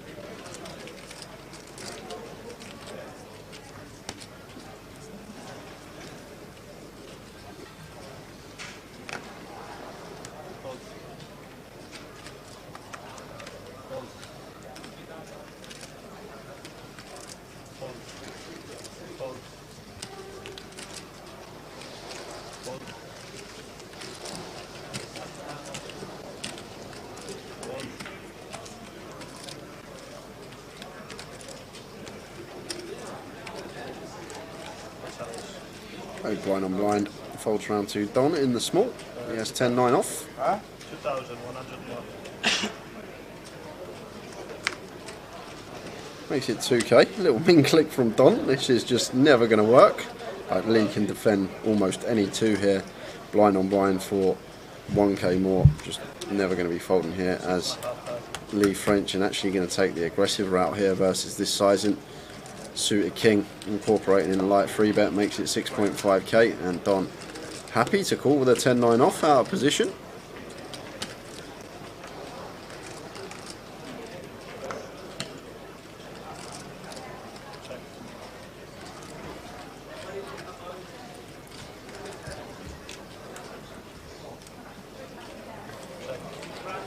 I love this from Lee. Really nice candidate to incorporate into our top pair check range. This King 3 of clubs is probably the best one that we're going to have to incorporate in with the backdoor straight draw, backdoor flush draw. Nice to see this from Lee. Obviously we'll bet it some of the time, but if we are going to incorporate some checks with top pair, this is a very nice hand to do it with. And Don checks it over on the 7 of spades, and Lee now obviously going to feel so confident his way out in front, but not going to get any action from the 10-9 from Don. Just has to let this one go.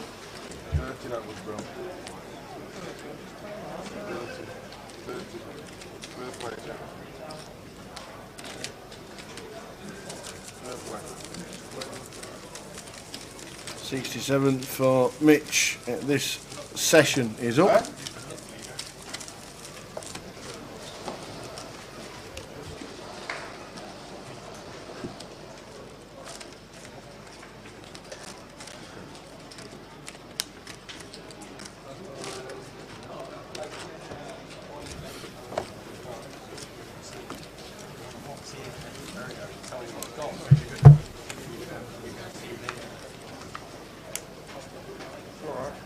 Start to needle me. I don't mind it. I don't mind getting needled. I mean, I don't mind being needled. Pocket 7s for Mark in the cut-off. Easy open for us.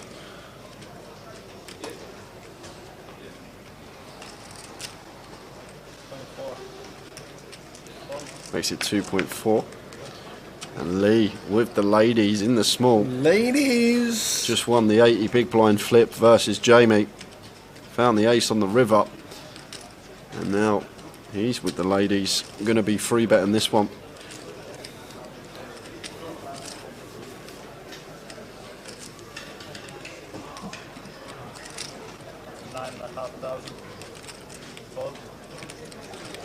That makes it 9.5.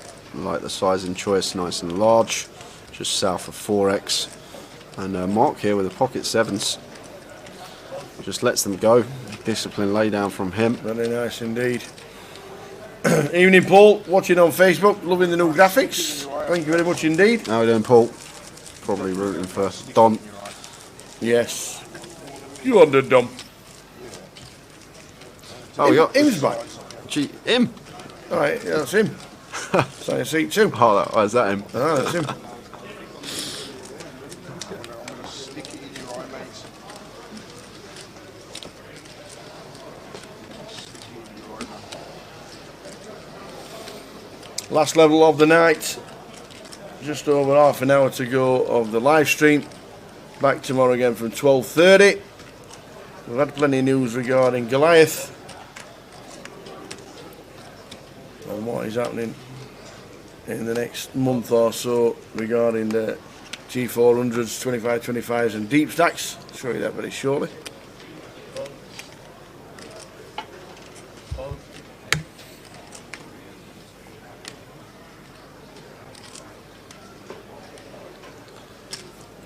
Haven't had much of this today. Card's not picking up for Lee.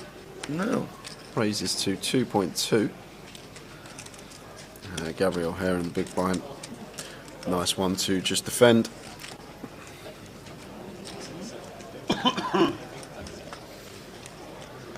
Ten, Jack, 3, all spades. Yeah, so we're going to play this one from Gabriel's perspective. Checks it over to Lee. Going to be check calling here. as Gabriel.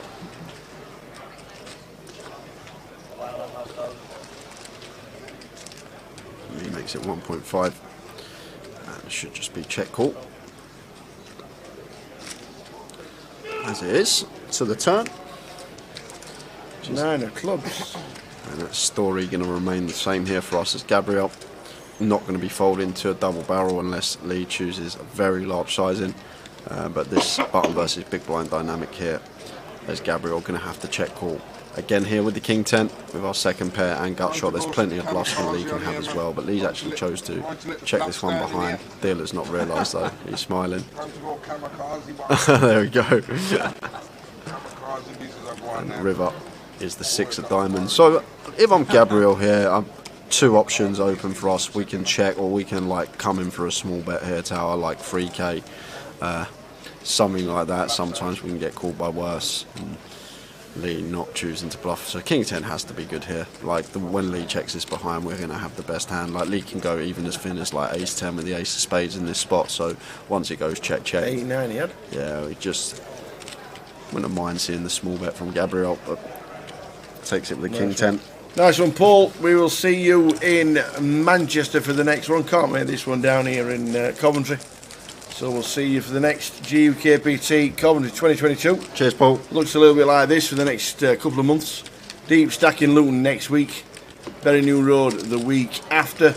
Walsall in April. That's going to be on the G400. And 25-25s, there's Portsmouth, Newcastle. Coventry and Didsbury have got the deep stacks all on the same weekend. So there's plenty of poker that weekend to choose from. And then it's Edinburgh, where the team will be for the GUKPT 8th till the 15th of May. And guess who's taking the sticks? Yes. So plenty going on. We know Goliath's on its way as well. I might just get a 40-minute flight from Birmingham. I tell you what, you might as well. Yeah, why not? Absolutely. Costs like what, score to get the clubs on the flight, something like that? Yeah, it's not a lot. Yeah, not a lot.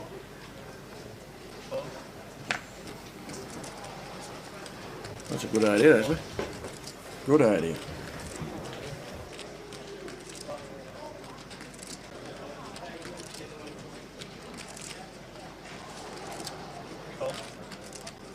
Cowboys for Gabriel.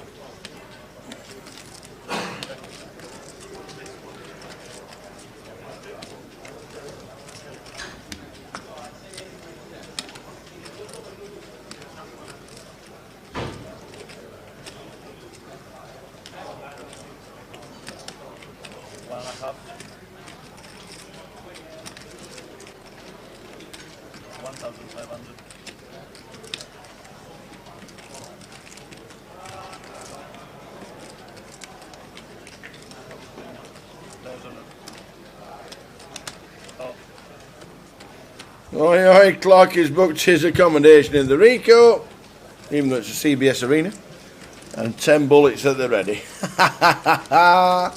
Nice one, Clarky. It is booked for Goliath. So the 8-9 is all in. The Cowboys are getting the action that he wanted and just needs to fade an 8 or a 9 and does. And Lucas on the big has departed. Lucas will be back over the weekend. Looks like he could play football, Lucas, doesn't he? Chiselled, shall we say. Chiselled. Yeah, man. Respect for that.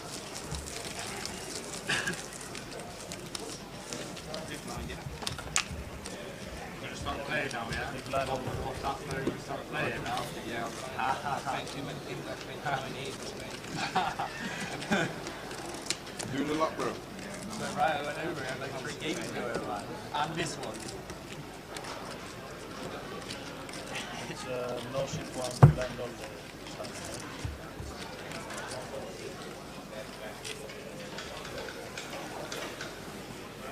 In the deep stack, starting stack is 50,000. Yes, it is. For the deep stack in Luton that Jay might be flicking in. That's his plan anyway.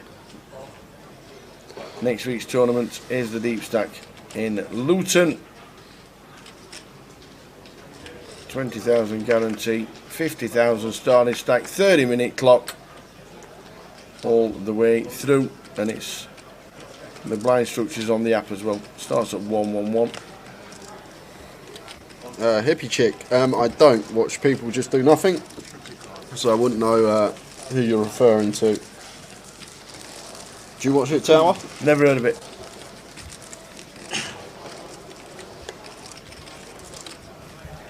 Never heard of it. Is it something I'd ever watch? Is it something I'm missing? I don't think so.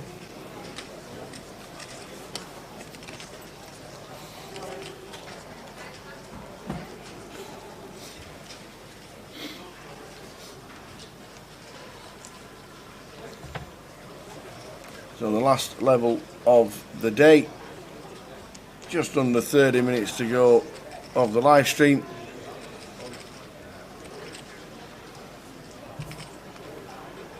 Hundred runners in total. Stay tuned as well, because we will have the end of day roundup as always. Yeah, and chip counts from the outer tables. And Hippie Chick says it's not probably up my street. I've been getting gifts, Mitch, or lucky. Fair enough. Bit of both. King Deuce of Spades for Lee. Back into the day, just applying a bit of pressure. People wanting to find that bag. We are actually seven-handed as well, so we can open a little bit wider. Just raising take the King Deuce. Yeah. I don't know. I would have paid myself. 100 players playing day 1-8. On here. Down to about 30. Paid the back players, hadn't you? When they get what pay 'em. I'm joking.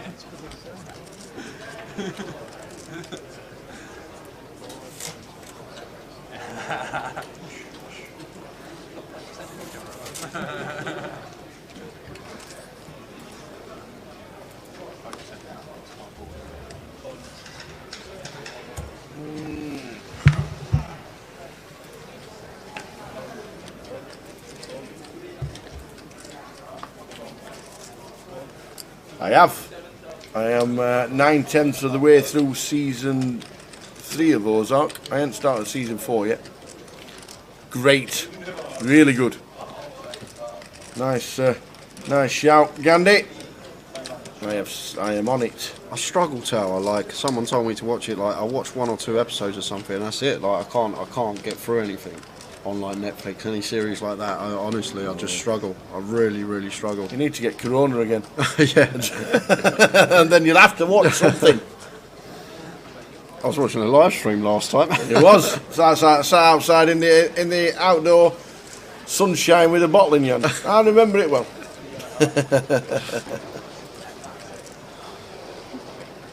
So Simon, after flop's gone, check. We're going to feel fairly confident our A7 is going to be the best hand, and Im is just going to fold the King Jack here.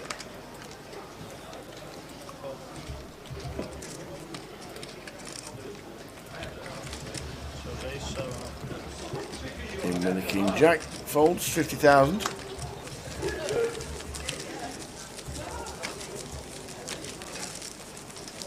Mitch 156, Leon 106, Mark down to 40 big, so plenty of chips for Mark. Still a decent stack to be taken through for day 2. And Mitchell the big winner this session so far, 65,000.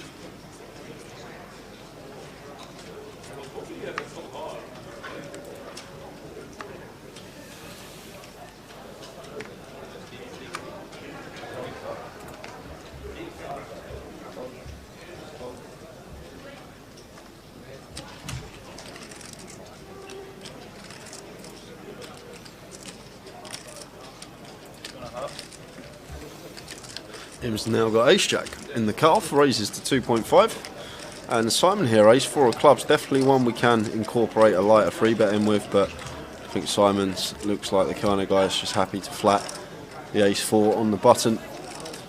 Obviously one we can mix in a free bet with, really nice hand to do it with, suited wheel ace, but choosing to just call. And Mark here now with the King 9 of spades going to come along in the small, and Don with the King 9 himself going to defend the big blind. So four-way action here, back end of the day.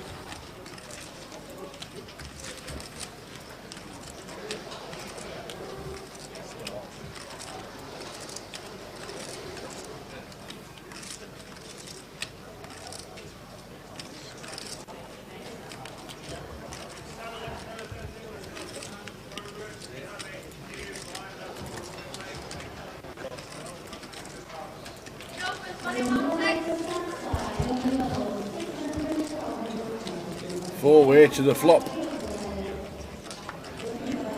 Queen 9 deuce. Both King 9s catching the middle pair. Not much for either Simon or M.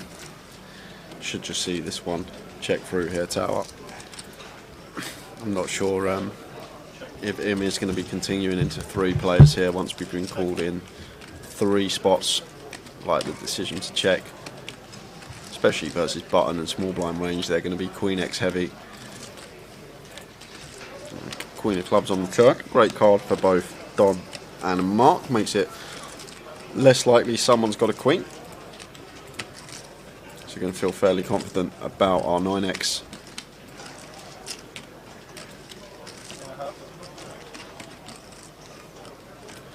Yeah, that's about 3.5 from Mark.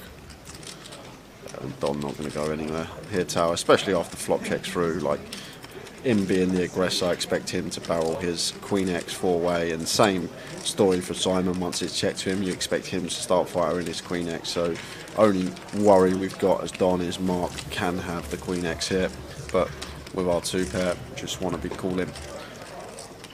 Seeing a river with position.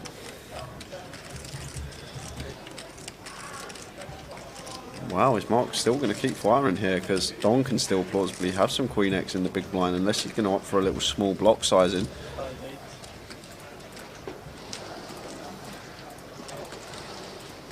.8, so 5.8 into 18, so does opt for the small sizing, just south of third. This is a intriguing spot here for Don tower. Like, wouldn't be surprised if Don folded here, because like the bluffs on the turn now get there, like the King Jack, the Jack 10, the King 10. They may either make two pair Queens and Jacks or a straight. So it's a tough spot for us here as Don, because the main bluffs on the turn do actually get there, but still makes the call, and they're going to chop it up. And the Ace Jack is going to be like, ugh. Nice call on the end from Don. Chop it up. 20 minutes to go until the end of this day 1A here in Coventry. Thanks for tuning in all day long, ladies and gentlemen, wherever you may be. It has been another great day. Obviously the highlight of the day was the old 6-bet. God, that's got to go. On that, I think that's got to go out tomorrow. Yeah, that was a big hand. If you haven't seen it, it will be on social tomorrow. If you want to look at what's happening for Goliath, there it is. There's all the side events, the main events, what we're streaming. We'll run through that again tomorrow. Different streams for different days, not just concentrating on the Goliath this time. There's plenty of action there for everybody to get involved with. So, all sorts going on. Sunday's going to be a long one. Yeah, we might have to work that out between us if day 3 of the GUKPT isn't starting until 2:15. And it could be a massive one as well. Absolutely. Because it's going to be the first GUKPT for over a month after we have Reading in July. So be interesting. We'll figure it out. We always do. Absolutely. Bring the Horlicks. My age, don't be younger than me, about 40.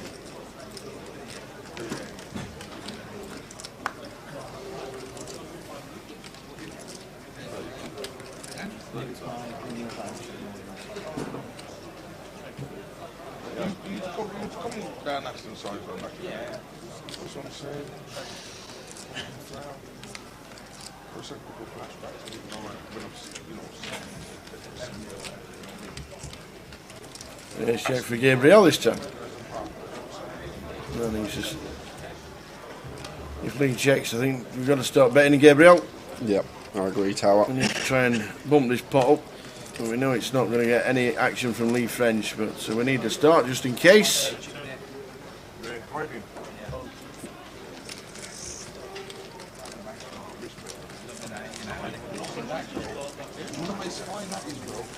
Got to be Mitch as a chip lead. We'll see in about 25 minutes' time, but surely Mitch has got to have the chip lead at the end Mr. of the day. Mandara's back. So it'll be one of the chip leaders, if not the chip leader, I reckon. Mr. Ryan Mandara back in C1.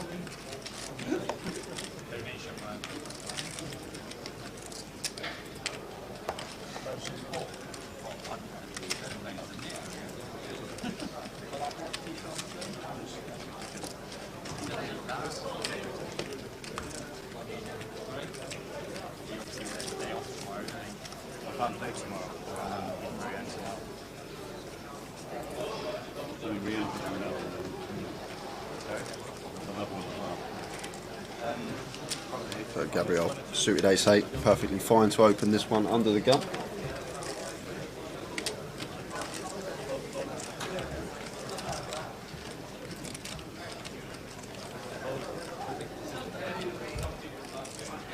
Queen 8 of diamonds for Mark in the cut-off, out the way. Mitch defending in the big. With the 5-4 of hearts.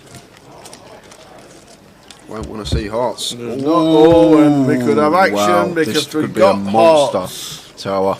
If this rolls off a heart, this could be a huge pot.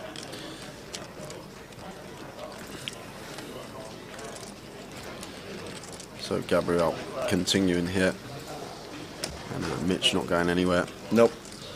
Little glance at Gabriel. 6 of diamonds on the turn. And this is disaster card for both players from their perspective. Like Mitch's calling range on the flop is going to be Jack X and 6X and flush draws, so Gabriel just has to check this card now here, Tower.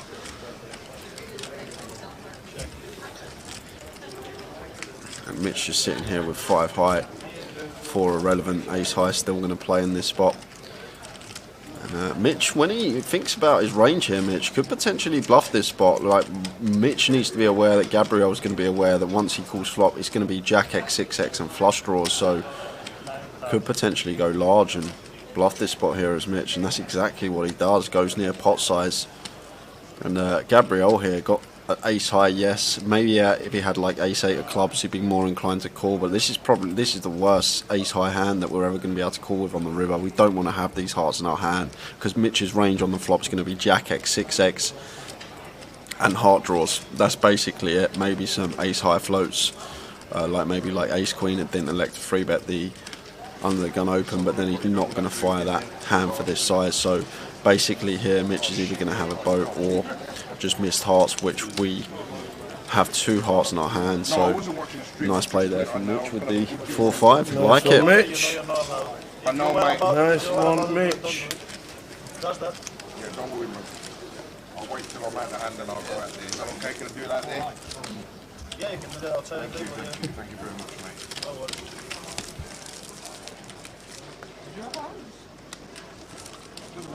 You know that I've done that on accident.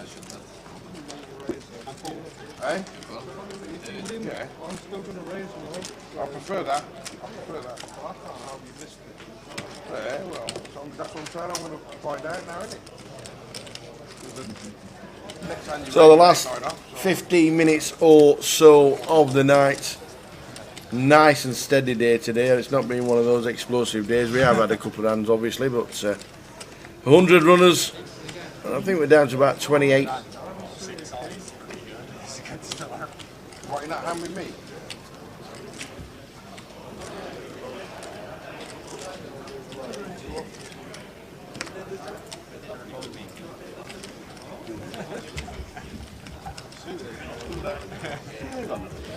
Got Don ace-9 in the cut-off. Want to be opening this from this position. Does raise it up.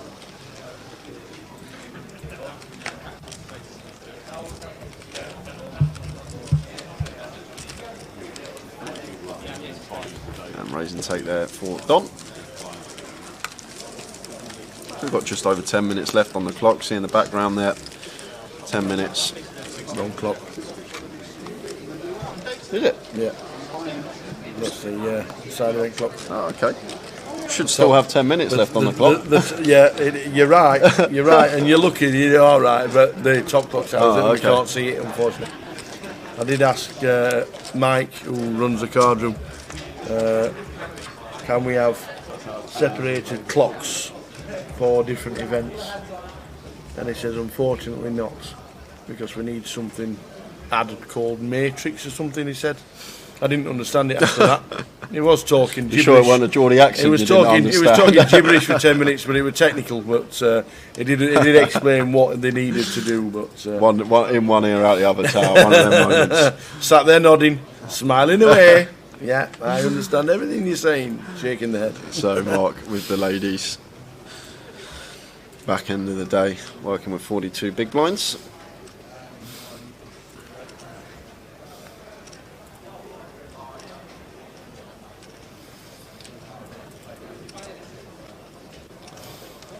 On Mark Waits in C4, you've got 40 bigs.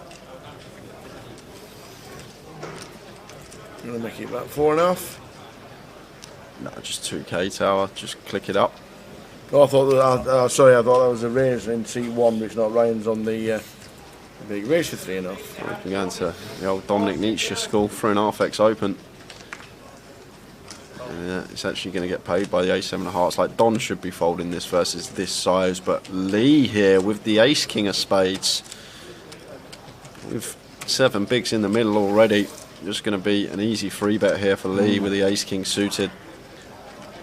Not much else that Lee's ever going to do in this spot. Obviously we've got to be wary. Mark opening 3.5x, maybe alarm bells going off, but this particular hand, obviously removal to aces and kings, just want to be putting some money in the middle and happily free bet calling this off versus Mark's 40 big blind stack. 15. Yeah, 3 bets to 15,000. Mark will be in. And then we'll be off to the best race in poker. Who wins? Mark Waits has the queens. Lee French has ace king. Well, Lee won an 80 big blind flip versus Jamie Lee with ace king with the ace on the river about 40 minutes ago. If he wins another one here, he's going to be up there with a chip lead with Mitch Hynam.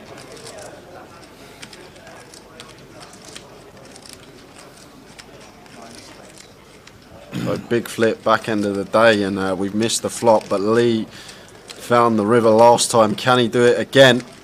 Oh, he can! It was the ace the first time, it's the king the second time. And Lee French wins 2 monster flips in the last hour. One for 90 bigs, one for 80 bigs. Those 2 flips for Lee are massive, both on the river as well. Ace the first time, king the second time. And Lee would love to make a run here at this tournament, at his local. But you need to win your flips, as they say, and he's won 2 massive ones. 4 hands. And that's going to bring us to the last 4 hands tower. Last 4. Last 4. 4 hands, ladies and gentlemen. So the button will be on seat number 3. Yes. When we finish. So Lee French will be in the big blind to finish with. Last 4.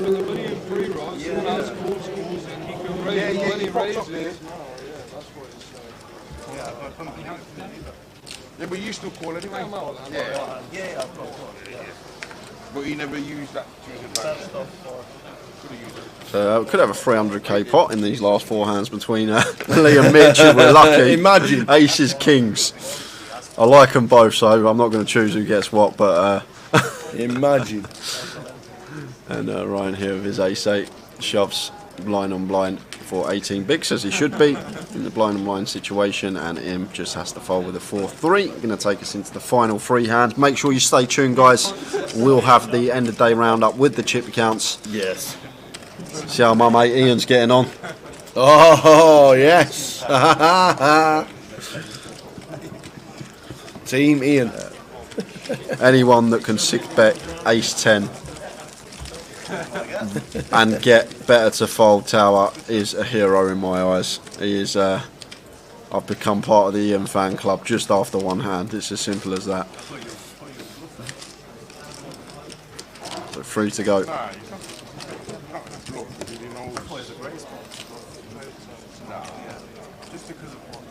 Yeah, no, I agree with what you're saying, but he's got to have a hand. He thought about it as well for a while. So he even asked the question if I knew he has to raise. Then when he said yes, and then he did give him an upset on. That's what happened. Well, when the flaps are out now, the flaps are out. Flaps are out now, it's a problem. You trapped me. I would.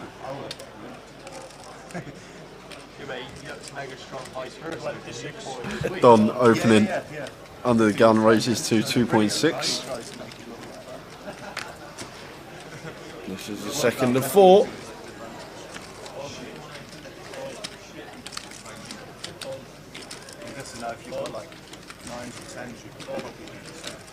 And raise and take. So just like that, down to the final 2 hands. Final 2 hands. Does Ryan get him in again with 20 bigs? Is he going to try and gamble and get a double? At least we have a little battle last hand, Lee. And if not, try again tomorrow. Small blind, big blind. I might have to stick it in your eyes still. I don't think we will. Eh? I don't think we will somehow. Well, it depends what cards we dealt in. Big blind and hand gives 20k off. How many hands? I'm not after Ryan, I'm after Lee. I know, you're not going to get the chance. Why? He wants 40k for Saturday, surely. You can just buy his. But thanks to everyone that's been tuned in today. I know it's been a pretty slow day. Sometimes that's the case on a day one. Yeah, absolutely. Sometimes we don't get the entertainment that we want on the feature table. Hands colliding, massive bluffs being ran out. Sometimes it can just be a slow and steady day and not much action occurring. Expected to be busy in the room tomorrow, that is for sure. Yeah, and Ryan's all in for 20 bigs here in the cut-off. Just rips the King Jack, and he's going to get called because Im with Ace Jack behind ISOs for 48 bigs. And Don hasn't looked, praying to look down and see aces. Well, Queen 3 for Dom.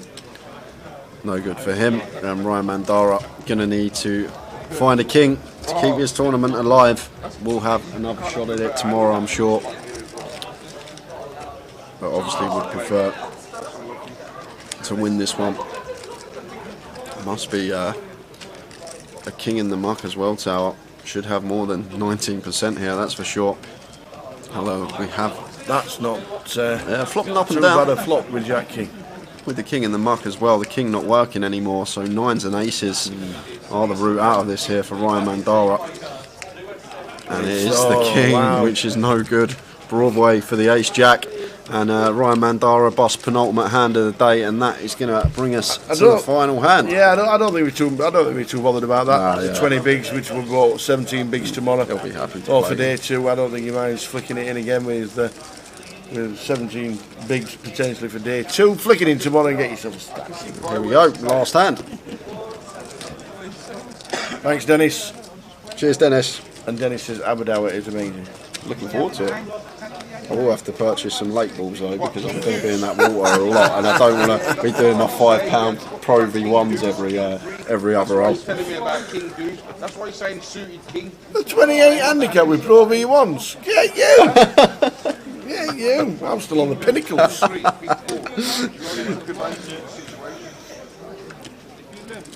Last hand of the session, last hand of the night. Thanks everybody. Yeah, big thanks everyone. Really good. If you are tuning out before the end of day chip counts, and they will be online as well, social media, Facebook, Twitter, Twitch, Instagram, you name it, they'll be there. Ace-10 of diamonds for Mitch, raising to 2.2. Gabriel flat in the 6s. That's going to bring Simon along on the Jack-10. Don's happy to bag. He gets out the way, and Liam in the big line You're going to bag your chips up, son. let this one go. Probably not going to defend the Jack-Deuce. Multi-way here. Be surprised if Lee did defend. It is the last hand. He'll just be happy to bag up his 150k stack. Absolutely. Ace King twice. Boom. Three-way action. Final hand of the night. Ace, Queen, 7. Yeah, and this is just going to be Mitch's hand. Ace-10 going to be firing here, three-way. Yeah, betting good night. Yeah, Gabriel folds. Simon should be peeling once so tower with the Jack-10, getting 4-1 in his money and position as well. Be surprised if we saw Simon fold here. Indeed, indeed. It does exactly that. Car partly. Turn card is the 10 of spades, so both players improving. Mitch improving to 2 pairs, Simon improving to a pair to go with his gut shot. And Mitch now checking this one over to Simon. Mixing in a check here with the Ace-10. Definitely a card that we can continue getting value from. Just trying to get the street on the river. Ooh, he looks like a lady. Yeah, I think he's paired up again. He does indeed. Yeah, now we have to check here as Mitch, because definitely some Queen X that Simon can have, and we don't want to put ourselves in a gross spot getting raised on the river. There was the nod. That is it for the day, guys. We are done for the first day one here in Coventry. There's the chip counts. Mitch Hynam bagging up the chip lead. Matt Davenport up there as well. Obviously we saw Frenchie on the featured table. 140 Really was on our feature table as well. Leon Campbell's been on the feature. Jay Yerbit. Don's on the feature. Tell you what. Rene found a bag. Nice one, Rene. Ali Sarkashik as well, also finding a bag. 100 entries, 26 making it through. Everybody's there. You can check out the chip counts overnight on social media. They're there as well. So that is it. Thank you very much indeed. As always, it has been a pleasure for the day. You guys have entertained as well. We've had a good laugh in the chat box, and we'll do it all again tomorrow. Yes, we will. Don't forget, starting at 12:30 tomorrow. If you are playing and you want to get in from the start, 12 o'clock in the club. Also got a turbo flight tomorrow in the evening if you fancy that. Tower and I will be here from 12:30 for another 12 hours. And we will see you tomorrow, guys. Thanks for tuning in. Thanks very much. Cheers, Jim. See you later. Good night. Cheers, guys.